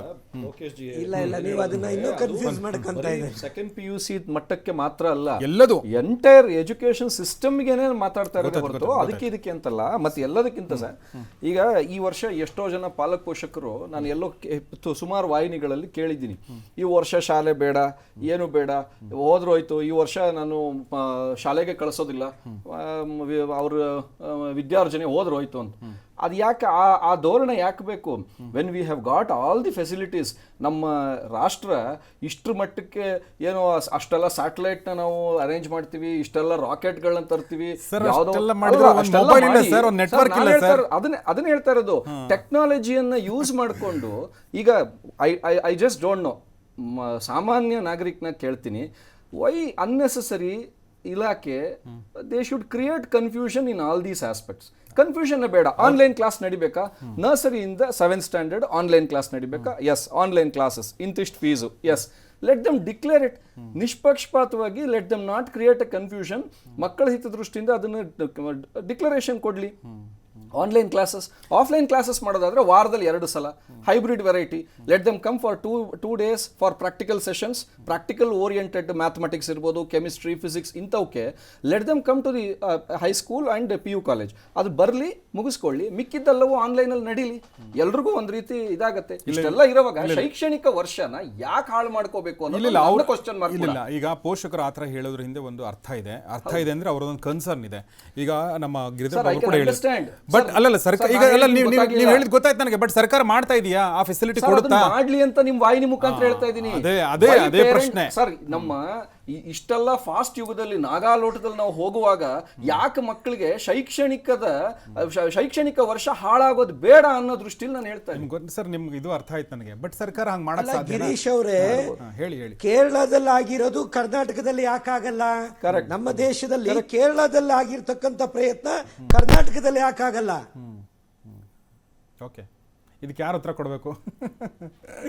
ಅಲ್ಲ, ಕೇರಳದಲ್ಲಿ ತುಂಬಾ ಒಳ್ಳೆ ಪ್ರಯತ್ನ ಆಗಿದೆ, ಸರ್ಕಾರನೇ ಉತ್ತರ ಕೊಡಬೇಕು. ಸರ್ಕಾರ ಅನ್ನೋ ಪ್ರಶ್ನೆ ಆಗಿದೆ. ಈಗ ಸರ್ಕಾರ ಮಾಡ್ತಾ ಇರೋ ಕೆಲಸಗಳನ್ನ, ತೆಗೆದುಕೊಳ್ಳೋ ನಿರ್ಧಾರಗಳನ್ನ, ಸೃಷ್ಟಿ ಮಾಡ್ತಾರೋ ಗೊಂದಲಗಳನ್ನ ನೋಡಿದ್ರೆ ಇದನ್ನ ಮಾಡಕ್ಕಾಗತ್ತಾ ಅನ್ನೋದು ತುಂಬಾ ದೊಡ್ಡ ಪ್ರಶ್ನೆ. ಇವ್ರಿಗೆ ಒಂದು ಯಾವುದೂ ಸ್ಪಷ್ಟವಾದ ನಿರ್ಧಾರ ಕೈಗೊಳ್ಳಕ್ ಆಗ್ತಾ ಇಲ್ಲ. ಈಗ ನಿರ್ಧಾರ ಕೈಗೊಂಡ್ರೆ ಅದಕ್ಕೆ ಪೂರಕವಾದ ಸಲಕರಣೆಗಳನ್ನ ಕೊಡಬೇಕು. ಇಲ್ಲಿ ಏನೂ ಮಾಡೋಕ್ಕಾಗ್ತಾ ಇಲ್ಲ. ಈಗ ಇಷ್ಟು ದಿನ ಆಯ್ತಲ್ವಾ, ಈಗ ನೆಟ್ ನಾವು ಇಂಟರ್ನೆಟ್ ಬಗ್ಗೆ ಯೋಚನೆ ಮಾಡ್ತಾ ಇದ್ದೀವಿ. ಸರ್ಕಾರ ಇಂಟರ್ನೆಟ್ನ ಸ್ಟ್ರಾಂಗ್ ಮಾಡೋಕ್ಕೆ ಹಳ್ಳಿ ಊರಲ್ಲಿ ಏನು ಪ್ರಯತ್ನ ಪಟ್ಟಿದೆ? ಮುಖ್ಯ ಫೋನ್ ಅವರೇ ತಗೊಳ್ತಾರೆ, ಆದರೆ ನೆಟ್ವರ್ಕ್ ಸಿಗಲ್ಲ. ಗಿಡದ ಮೇಲೆ ಹೋಗಿ ಕೂತ್ಕೋತೀನಿ, ಗುಡಿ ಮೇಲೆ ಹೋಗಿ ಕೂತ್ಕೋತೀನಿ. ಇಷ್ಟೊಂದು ಕನ್ಫ್ಯೂಷನ್ ಕ್ರಿಯೇಟ್ ಮಾಡೋ ಬದಲು ಅವ್ರಿಗೆ ಏನು ಅಷ್ಟು ಟೈಮ್ ಕನ್ಸ್ಯೂಮ್ ಮಾಡ್ತಾ ಇದ್ದಾರೆ, ಅದನ್ನ how to improve online class, ಹಳ್ಳಿ ಮಕ್ಕಳಿಗೆ ಯಾವ ರೀತಿ ನಾವು ಎಜುಕೇಶನ್ ರೀಚ್ ಮಾಡ್ಬೋದು ಅನ್ನೋದ್ರ ಬಗ್ಗೆ ತಲೆ ಕೆಡ್ಸ್ಕೊಳ್ಳೋದು ಬೆಟರು. ಅದ್ರ ಬದಲು ಈಗ ಸ್ಟಾರ್ಟ್ ಮಾಡ್ಲಾ ಆಗ ಮಾಡ್ಲಾ ಅನ್ನೋದು ಬಿಟ್ಟು ಆನ್ಲೈನ್ ನಡ್ಸೋಣ, ಬಟ್ ಹೆಂಗೆ ಅದನ್ನ ರೀಚ್ ಮಾಡ್ಸೋಣ, ಈಗ ಹಳ್ಳಿ ಮಕ್ಳಿಗಾಗ್ಲಿ ಅವ್ರಿಗೆ ಹೆಂಗೆ ರೀಚ್ ಮಾಡೋಣ, ಇದ್ರ ಮೇಲೆ ಯೋಚನೆ ಮಾಡಲಿ ಸರ್. ಆ ಟೈಮ್ ಅದಕ್ಕೆ 6 ತಿಂಗಳಲ್ಲಿ ಇವತ್ತು ಇನ್ಫ್ರಾಸ್ಟ್ರಕ್ಚರ್ ಸರಿಪಡಿಸಬಹುದಾಗಿತ್ತು ಮನಸ್ಸು ಮಾಡಿದ್ರೆ ಗಿರೀಶ್. ಆದ್ರೆ ಅದು ಆಗ್ತಾ ಇಲ್ಲ. ಈಗ ನನಗನ್ಸುತ್ತೆ ನಾವು we have to live with corona, ಅದ್ರಲ್ಲಿ ಏನು ಅನುಮಾನ ಇಲ್ಲ ಅಲ್ವಾ? ಸೊ ಹೀಗಾಗಿ ಸರ್ಕಾರ ಬಹುಶಃ ಆದ್ರೆ ಸರ್ಕಾರಕ್ಕೆ ಲಾಭ ಇದೆ. ಇವಾಗ ಇನ್ಫ್ರಾಸ್ಟ್ರಕ್ಚರ್ ಸರಿಪಡಿಸ್ಬಿಟ್ರೆ ಯಾವ ಲಾಭನೂ ಇಲ್ವಲ್ಲ. ಇನ್ಫ್ರಾಸ್ಟ್ರಕ್ಚರ್ ಲಾಭ ಮಾಡ್ಕೋಬೋದಲ್ಲ ಸರ್ ಅವರು? ಮಕ್ಕಳ ಬಗ್ಗೆ ಕಾಳಜಿ ಇರೋ ಸರ್ಕಾರ ಇಲ್ಲ, ಇನ್ಫ್ರಾಸ್ಟ್ರಕ್ಚರ್ ಮಾಡೋದ್ರಲ್ಲೂ ಮಾಡ್ಕೋಬಹುದು ಲಾಭ. ಕೊರೋನಾ ಲಾಭ ಆಗಲ್ಲ ಗೌರೀಶ್ ಅವರೇ. ನಾವು ಕೇಳ್ತಾ ಇರೋ ರೀತಿ ನೋಡಿದಾಗ ಕೊರೋನಾ ಜಾಸ್ತಿ ಆದಷ್ಟು ಹಬ್ಬ ಆಚರಣೆ ಮಾಡ್ತಾ ಇದ್ದಾರೆ ಅಂತ ಕಾಣುತ್ತೆ. ಇವತ್ತು ಉತ್ತರ ಕರ್ನಾಟಕ, ಹೈದರಾಬಾದ್ ಕರ್ನಾಟಕ ಮಳೆ ಹಾನಿಯಿಂದ ಇವ್ರಿಗೆ ಇನ್ನೂ ಖುಷಿ ಆಗುತ್ತೆ. ಅಲ್ಲಿ ಪರಿಹಾರ ಹೋದ ವರ್ಷ ಆಗಿರೋದಕ್ಕೆ ಕೊಟ್ಟಿಲ್ಲ. ಇನ್ನು ಎಲ್ಲಿಂದ ಇನ್ಫ್ರಾಸ್ಟ್ರಕ್ಚರ್ ಸರಿ ಮಾಡ್ತಾರೆ? ಸರ್ಕಾರಿ ಶಾಲೆಗಳು ಎಷ್ಟೋ ಮುಳುಗೋದ್ವು, ಖಾಸಗಿ ಶಾಲೆಗಳು ಮುಳುಗೋದ್ವು. ಅದನ್ನ ಸರಿಪಡಿಸಕ್ಕಾಗ್ಲಿಲ್ಲ. 2 ವರ್ಷ ಆಯ್ತು. ಇಂಥ ಪರಿಸ್ಥಿತಿಲಿದ್ದು ಬರೀ ಕೂತ್ಕೊಂಡು AC ರೂಮ್ ಅಲ್ಲಿ ಏನಾದ್ರೂ ಮಾತನಾಡಿದ್ರೆ ಅದು ಪ್ರೊಡಕ್ಟಿವ್ ಆಗಲ್ಲ. ಮನಸ್ಸಿರಬೇಕು, ಇಚ್ಛಾಶಕ್ತಿ ಇರಬೇಕು, ಸಂಕಲ್ಪ ಮಾಡಿ ಮಾಡಬೇಕು. ಓಕೆ, ನಾನು ನಿಮಗೆ ನಿಮ್ಮ ಗಮನಕ್ಕೆ ಸೆಳಿತೀನಿ ಎಲ್ಲರದು. ಸರ್ಕಾರ ಅಂದರೆ ಕೇಂದ್ರ ಸರ್ಕಾರ ಏನು ಅಧಿಸೂಚನೆ ಹೊರಡಿಸಿದೆ, ಅಂದರೆ ನೋಟಿಫಿಕೇಶನ್ ಜಾರಿ ಮಾಡಿದೆ, ಅದರಲ್ಲಿ ಏನೆಲ್ಲ ಇದೆ ಅಂತೇಳಿ, ಅಂದರೆ ಪ್ರಾಕ್ಟಿಕಲ್ ಆಗಿ ಎಷ್ಟು ಕಷ್ಟ ಇದೆ ಅನ್ನೋದ್ರ ಬಗ್ಗೆ ಹೇಳ್ತೀನಿ. ಅಂದರೆ ಈಗ ಕ್ಲಾಸಸ್ ಶುರು ಮಾಡಿ ಅಂತ ಹೇಳಿದಾರಲ್ವಾ, ಮಾಸ್ಕ್ ಕಡ್ಡಾಯ ಮಾಡಿ ಅಂತ ಹೇಳಿದ್ದಾರೆ, ಸ್ಯಾನಿಟೈಸೇಷನ್ ಕಡ್ಡಾಯ ಮಾಡಿ ಅಂತ ಹೇಳಿದ್ದಾರೆ, ಪ್ರತಿ ಕ್ಲಾಸ್ ಆದಮೇಲೆ ಕೂಡ ಸ್ಯಾನಿಟೈಸ್ ಮಾಡಬೇಕು ಅನ್ನೋದ್ರ ಹೇಳಿದ್ದಾರೆ. ಮತ್ತು ಒಂದು ತುಂಬ ಇಂಪಾರ್ಟೆಂಟ್, ಒಂದು ಮಗು ಇನ್ನೊಂದು ಮಗುವಿನ ಮಧ್ಯೆ 6 ಫೀಟ್ ಡಿಸ್ಟೆನ್ಸ್ ಕಡ್ಡಾಯ ಮಾಡಿ ಅಂತ ಹೇಳಿದ್ದಾರೆ. ಇದು ಸಾಧ್ಯನಾ ಸರ್? ಒಂದು ಕ್ಲಾಸಲ್ಲಿ ಎಷ್ಟು ಜನ ಮಕ್ಕಳು ಇರ್ತಾರೆ? 6 ಫೀಟು ಹೋಗಲಿ, 3 ಫೀಟ್ ಕಡ್ಡಾಯ ಮಾಡಿದರೂ ಕೂಡ ಒಂದು ಕ್ಲಾಸಲ್ಲಿ ಆ ಎಲ್ಲ ಮಕ್ಕಳು ಕೂತ್ಕೊಳ್ಳೋಕೆ ಸಾಧ್ಯನಾ? ಅದನ್ನು 2 ಕ್ಲಾಸಲ್ಲಿ ಕೂರಿಸಿದ್ರೆ ನೀವು ಪಾಠ ಹೆಂಗೆ ಮಾಡೋಕ್ಕೆ ಸಾಧ್ಯ? ಇದು ಒಂದು. ಎರಡನೇದು ಒಂದೇ ಗೌರೀಶ್ ಸರ್ ಹೇಳಿ. ಇದು ಫಸ್ಟ್ ಕೇಂದ್ರ ಸರ್ಕಾರ ಇದನ್ನ ಏನ್ ಹೇಳಿದೆ, ಕೇಂದ್ರ ಸರ್ಕಾರಕ್ಕೆ ವಿವೇಚನೆ ಕೂಡ ಇರಬೇಕು. ಈ ದೇಶದಲ್ಲಿರ್ತಕ್ಕಂಥ ಸರ್ಕಾರಿ ಶಾಲೆಗಳಲ್ಲಿ 46% ಏನೋ ಟಾಯ್ಲೆಟ್ ಇಲ್ಲ. ಇಂಥ ಒಂದು SOP ಮಾಡಿ ಅದು ಅನುಷ್ಠಾನ ಮಾಡ್ಬೇಕಾದ್ರೆ ಈ 7 ತಿಂಗಳಲ್ಲಿ ಅಟ್ಲೀಸ್ಟ್ ಮನಸ್ಸು ಮಾಡಿ ಶಾಲೆ ಪ್ರಾರಂಭ ಮಾಡಬೇಕು, ನಮ್ಗೆ ಅಲ್ಲಿ ಟಾಯ್ಲೆಟ್ ಆದ್ರೂ ವ್ಯವಸ್ಥೆ ಮಾಡಬೇಕು ಅನ್ನೋ ಪರಿಜ್ಞಾನ ಇಲ್ಲದೆ ಸುಮ್ಮನೆ SOP ಮಾಡಿ ಕೊನೆ ಖಾಸಗಿ ಶಾಲೆಗಳ ಮೇಲೆ ಅವರಿಗೆ ರೈಡ್ ಮಾಡೋದು, ಅವರಿಗೆ ಪೆನಾಲ್ಟಿ ಹಾಕೋದು, ಅದರಿಂದ ವಸೂಲಿ ಮಾಡೋದು ದಂಧೆ ಮಾಡ್ಕೊಂತಾರೆ ಹೊರತು ಇದನ್ನ ತಮ್ಮ ಮನೆಯಲ್ಲಿ ಅನುಷ್ಠಾನ ಮಾಡೋಕ್ಕಾಗತ್ತಾ? ಮಾಡೋಕ್ಕಾಗದಾದ್ರೆ ಅದನ್ನ ಮಾಡಿ ನಮಗೆ ಉದಾಹರಣೆ ಕೊಡ್ಲಿ. ನಾವು ಎಲ್ಲದಕ್ಕೂ ಸಿದ್ಧ ಇದ್ದೇವೆ. ಖಾಸಗಿ ಶಾಲೆಗಳು, ನಾವು ನಮ್ಮ ಪಾಲಕ ಪೋಷಕರಿಗೆ ಭಿಕ್ಷೆ ಎತ್ತೀವಿ, ಅವ್ರಿಗೆ ಮನವಿ ಮಾಡ್ತೀವಿ, ಅರ್ಥ ಮಾಡಿಸ್ತೀವಿ, ನಮಗೆ ಇಂಥ ಕಷ್ಟ ಇದೆ, ಇಷ್ಟು ಬೇಕಾಗತ್ತೆ ಅಂತ. ಆದ್ರೆ ಇದನ್ನ ಸಾರ್ವಜನಿಕರ ದುಡ್ಡಲ್ಲಿ ಸರ್ಕಾರ ಫಸ್ಟ್ ತನ್ನ ಮನೆಯಲ್ಲಿ ಮಾಡುತ್ತಾ ಅನ್ನತಕ್ಕಂಥ ಯಕ್ಷ ಪ್ರಶ್ನೆಯನ್ನ ನಾನು ಸರ್ಕಾರದ ಮೇಲೆ ಹಾಕ್ತೇನೆ. ಓಕೆ, ನೀವೇನು ಭಿಕ್ಷೆ ಎತ್ತೋ ಪ್ರಶ್ನೆ ಬರಲ್ಲ ಬಿಡ್ರಿ ಶಶಿಕುಮಾರ್, ನೀವು ಮಾಡ್ಬೋದು, ನೀವು ಮನ್ಸು ಮಾಡಿದ್ರಿ ಇದನ್ನೆಲ್ಲ. ಇಲ್ಲ ಇಲ್ಲ, ನಾನು ಇದಕ್ಕೊಂದು ಗೌರೀಶ್ ನಾನು ಅವಾಗಲೇ ಕ್ಲಾರಿಫಿಕೇಶನ್ ಕೊಡಬೇಕಾಗಿತ್ತು. ಖಾಸಗಿ ಶಾಲೆ ಅಂದ್ರೆ 93% ಕೇವಲ 10,000ದಿಂದ 30,000 40,000 ತೆಗೆದುಕೊಂಡು ಈ ರಾಜ್ಯದಲ್ಲಿ 93% ಶಾಲೆಗಳು ಇಲ್ಲಿ ಓದ್ತಾ ಇರ್ತಕ್ಕಂಥವ್ರು ಕೂಲಿ ಕಾರ್ಮಿಕರ ಮಕ್ಕಳು, ರೈತಾಪಿ ಮಕ್ಕಳು, ದುರ್ಬಲ ವರ್ಗದವರು, ಆಟೋ ಓಡಿಸೋರು, ಇಂಥವ್ರು ಇದ್ದಾರೆ. ನೀವು ಖಾಸಗಿ ಶಾಲೆ ಅಂದ ತಕ್ಷಣ ಕೇವಲ ಎಲ್ಲರೂ ಹಂಗೆ ತಿಳ್ಕೊಳ್ಳೋದು 1 ಲಕ್ಷ 2 ಲಕ್ಷ ಅಂತ. ಸತ್ಯವಾಗ್ಲೂ ಅದಿಲ್ಲ. 60% ಶಾಲೆಗಳು ತಿಂಗಳ ಶುಲ್ಕ ಅಂದ್ರೆ ತಿಂಗಳ ಫೀಸ್ ಕಟ್ಟಿದ್ರೆ ಅವರು ಸಂಬಳ ಕೊಡಕ್ಕಾಗತ್ತೆ, ವ್ಯವಸ್ಥೆ ನೋಡಕ್ಕಾಗತ್ತೆ. ಇದನ್ನ ಯಾರು ಕೂಡ ಮರಿಬಾರ್ದು. ಇಂಥವ್ರನ್ನ ಮನಸ್ಸಲ್ಲಿ ಇಟ್ಕೊಂಡು ನಾವು ಈ ವ್ಯವಸ್ಥೆಯನ್ನ ಕಾಪಾಡಬೇಕಾಗಿದೆ. ಕೊನೆಯದಾಗಿ ಏನಾದ್ರು ಹೇಳಿ ಸುಪ್ರೀತ್, ಸರ್ಕಾರದಿಂದ ಇನ್ ಕೇಸ್ ಎಜುಕೇಷನ್ ಇನ್ಸ್ಟಿಟ್ಯೂಷನ್ಸ್ಗೆ ಏನೀಗ ಶಶಿಕುಮಾರ್ ಸರ್ ಹೇಳ್ದಂಗೆ ಬಡ್ಜೆಟ್ ಶಾಲೆಗಳು ಏನು 10ರಿಂದ 30,000 ಒಳಗಡೆ ಅಥವಾ 10ರಿಂದ 40,000 ಒಳಗಡೆ ತಗೊಳ್ತಾ ಇರ್ತಕ್ಕಂಥ ಶಾಲೆಗಳಿಗೆ ಎಷ್ಟೋ ರಾಜ್ಯಗಳಲ್ಲಿ ಅಥವಾ ಎಷ್ಟೋ ಬೇರೆ ರಾಷ್ಟ್ರಗಳಲ್ಲಿ ಸರ್ಕಾರ ಕೂಡ ಹೆಲ್ಪ್ ಮಾಡ್ತಾ ಇದೆ. ಆ ಮೊರಟೋರಿಯಂ ಸ್ಟ್ರಕ್ಚರ್ ಅನ್ನ ಅಟ್ಲೀಸ್ಟ್ ಎಜುಕೇಷನ್ ಇನ್ಸ್ಟಿಟ್ಯೂಷನ್ ಇನ್ಫ್ರಾಸ್ಟ್ರಕ್ಚರ್ಗೋಸ್ಕರ ಅಂತ ಏನಾದರೂ ಲೋನ್ ತಗೊಂಡಿದ್ರೆ ಅದಕ್ಕೊಂದು ಅವ್ರದ್ದೇನು 3-man ಕಮಿಟಿನೋ ಏನೋ ಒಂದು ಫಾರಂ ಮಾಡಿ ಅಂತ ಶಿಕ್ಷಣ ಸಂಸ್ಥೆಗಳಿಗೆ ಮಾತ್ರ ಅಟ್ಲೀಸ್ಟ್ ಒಂದು ಮೊರಟೋರಿಯಂ ಅಂತ ಕೊಟ್ಟರೆ ಇಂಥ ಸಂದರ್ಭದಲ್ಲಿ at least it will be helpful to most of the education institution who are really serving, because most of the education institutions are run by purely academicians. They are not running for business sir, they are running for purely as academicians. Okay, ಧನ್ಯವಾದ ನಮ್ಗೆ ಎಲ್ರಿಗೂ. ಶಶಿಕುಮಾರ್ ಧನ್ಯವಾದ ನಮ್ಮ ಜೊತೆ ಮಾತಾಡೋದಕ್ಕಾಗಿ, ಮತ್ತು ಲೋಕೇಶ್ ಧನ್ಯವಾದ ನಿಮಗೂ ಕೂಡ ನಮ್ಮ ಜೊತೆ ಮಾತಾಡೋದಕ್ಕಾಗಿ. Thank you very much. Doctor Supreeth thank you very much. Sapna ಅವರೇ ಥ್ಯಾಂಕ್ ಯು ವೆರಿ ಮಚ್ ನಮ್ಮ ಜೊತೆ ಮಾತಾಡೋದಕ್ಕಾಗಿ. ಸೊ ಇದು ಇವತ್ತಿನ ಚರ್ಚೆ. ನಾವು ಸ್ಕೂಲ್ಗಳ ಮತ್ತು ಶಾಲಾ ಕಾಲೇಜುಗಳ ಆರಂಭದ ಬಗ್ಗೆ ಸರ್ಕಾರ ತನ್ನ ವಿವೇಚನೆಯನ್ನು ಬಳಸಬೇಕಾಗಿದೆ. ಯಾಕೆಂದರೆ ಕೇಂದ್ರ ಸರ್ಕಾರ ಒಂದು ಚೆಂಡನ್ನು ಈಗ ರಾಜ್ಯದ ಅಂಗಳಕ್ಕೆ ಎಸೆದಿದೆ. ರಾಜ್ಯ ತನ್ನ ಅಂಗಳದ ಒಂದು ಚೆಂಡನ್ನು ಯಾವ ರೀತಿ ಎಸೆಯುತ್ತೆ ಅನ್ನೋದನ್ನು ನೋಡಬೇಕೀಗ, ಅಥವಾ ಜಿಲ್ಲಾಧಿಕಾರಿಗಳಿಗೆ ಕೊಡ್ತಾರೆ ಅದನ್ನು ಕೂಡ ನೋಡಬೇಕು. ಯಾಕಂದರೆ ಉತ್ತರ ಪ್ರದೇಶದಲ್ಲಿ ಅದೇ ಥರ ಮಾಡಿದ್ದಾರೆ. ಆದರೆ ಏನೇ ಮಾಡೋಕ್ಕಿಂತ ಮುಂಚೆ ಬಹುಶಃ ಕೆಲವೊಂದು ಸಮಸ್ಯೆಗಳು ಬಂದಾಗ ಒಂದು ಓವರಾಲ್ ಅಂತಾರಲ್ಲ, ಒಂದು ಓವರಾಲ್ ಆದ ಬದಲಾವಣೆ ಥರ ಕೂಡ ಒಂದು ಅವಕಾಶ ಇರುತ್ತೆ. ಪ್ರತಿಯೊಂದು ಸಮಸ್ಯೆ ಕೂಡ ಒಂದು ಅವಕಾಶ ಆಗಿರುತ್ತೆ. ಸೊ ನೀವು ಸರ್ಕಾರಿ ಶಾಲೆಗಳನ್ನ ಚೆನ್ನಾಗಿ ಮಾಡೋಕ್ಕೆ, ಅಲ್ಲಿನ ಇನ್ಫ್ರಾಸ್ಟ್ರಕ್ಚರ್ ಚೆನ್ನಾಗಿ ಮಾಡೋಕ್ಕೆ, ಅಲ್ಲಿ ಏನು ಕನೆಕ್ಟಿವಿಟಿ ಚೆನ್ನಾಗಿ ಮಾಡೋಕ್ಕೆ ಒಂದು ಒಳ್ಳೆಯ ಅವಕಾಶ. ಸರ್ಕಾರ ಅದನ್ನು ಮಾಡಿದರೆ ಬಹುಶಃ ಕೊರೋನಾ ಕೂಡ ಒಂದು ಬ್ಲೆಸ್ಸಿಂಗ್ ಇನ್ ಡಿಸ್ಗೈಸ್ ಆಗ್ಬೋದು. ಆ ಥರ ಆಗಲಿ ಅಂತ ಆಶಿಸ್ತಾ ಈ ಒಂದು ಕಾರ್ಯಕ್ರಮ ಮುಗಿಸ್ತಾ ಇದ್ದೀನಿ. ಇದು ದಿಕ್ಸೂಚಿ TV5ನ ಪ್ರಸ್ತುತಿ. TV5 ವಾಸ್ತವದ ಪ್ರತಿರೂಪ.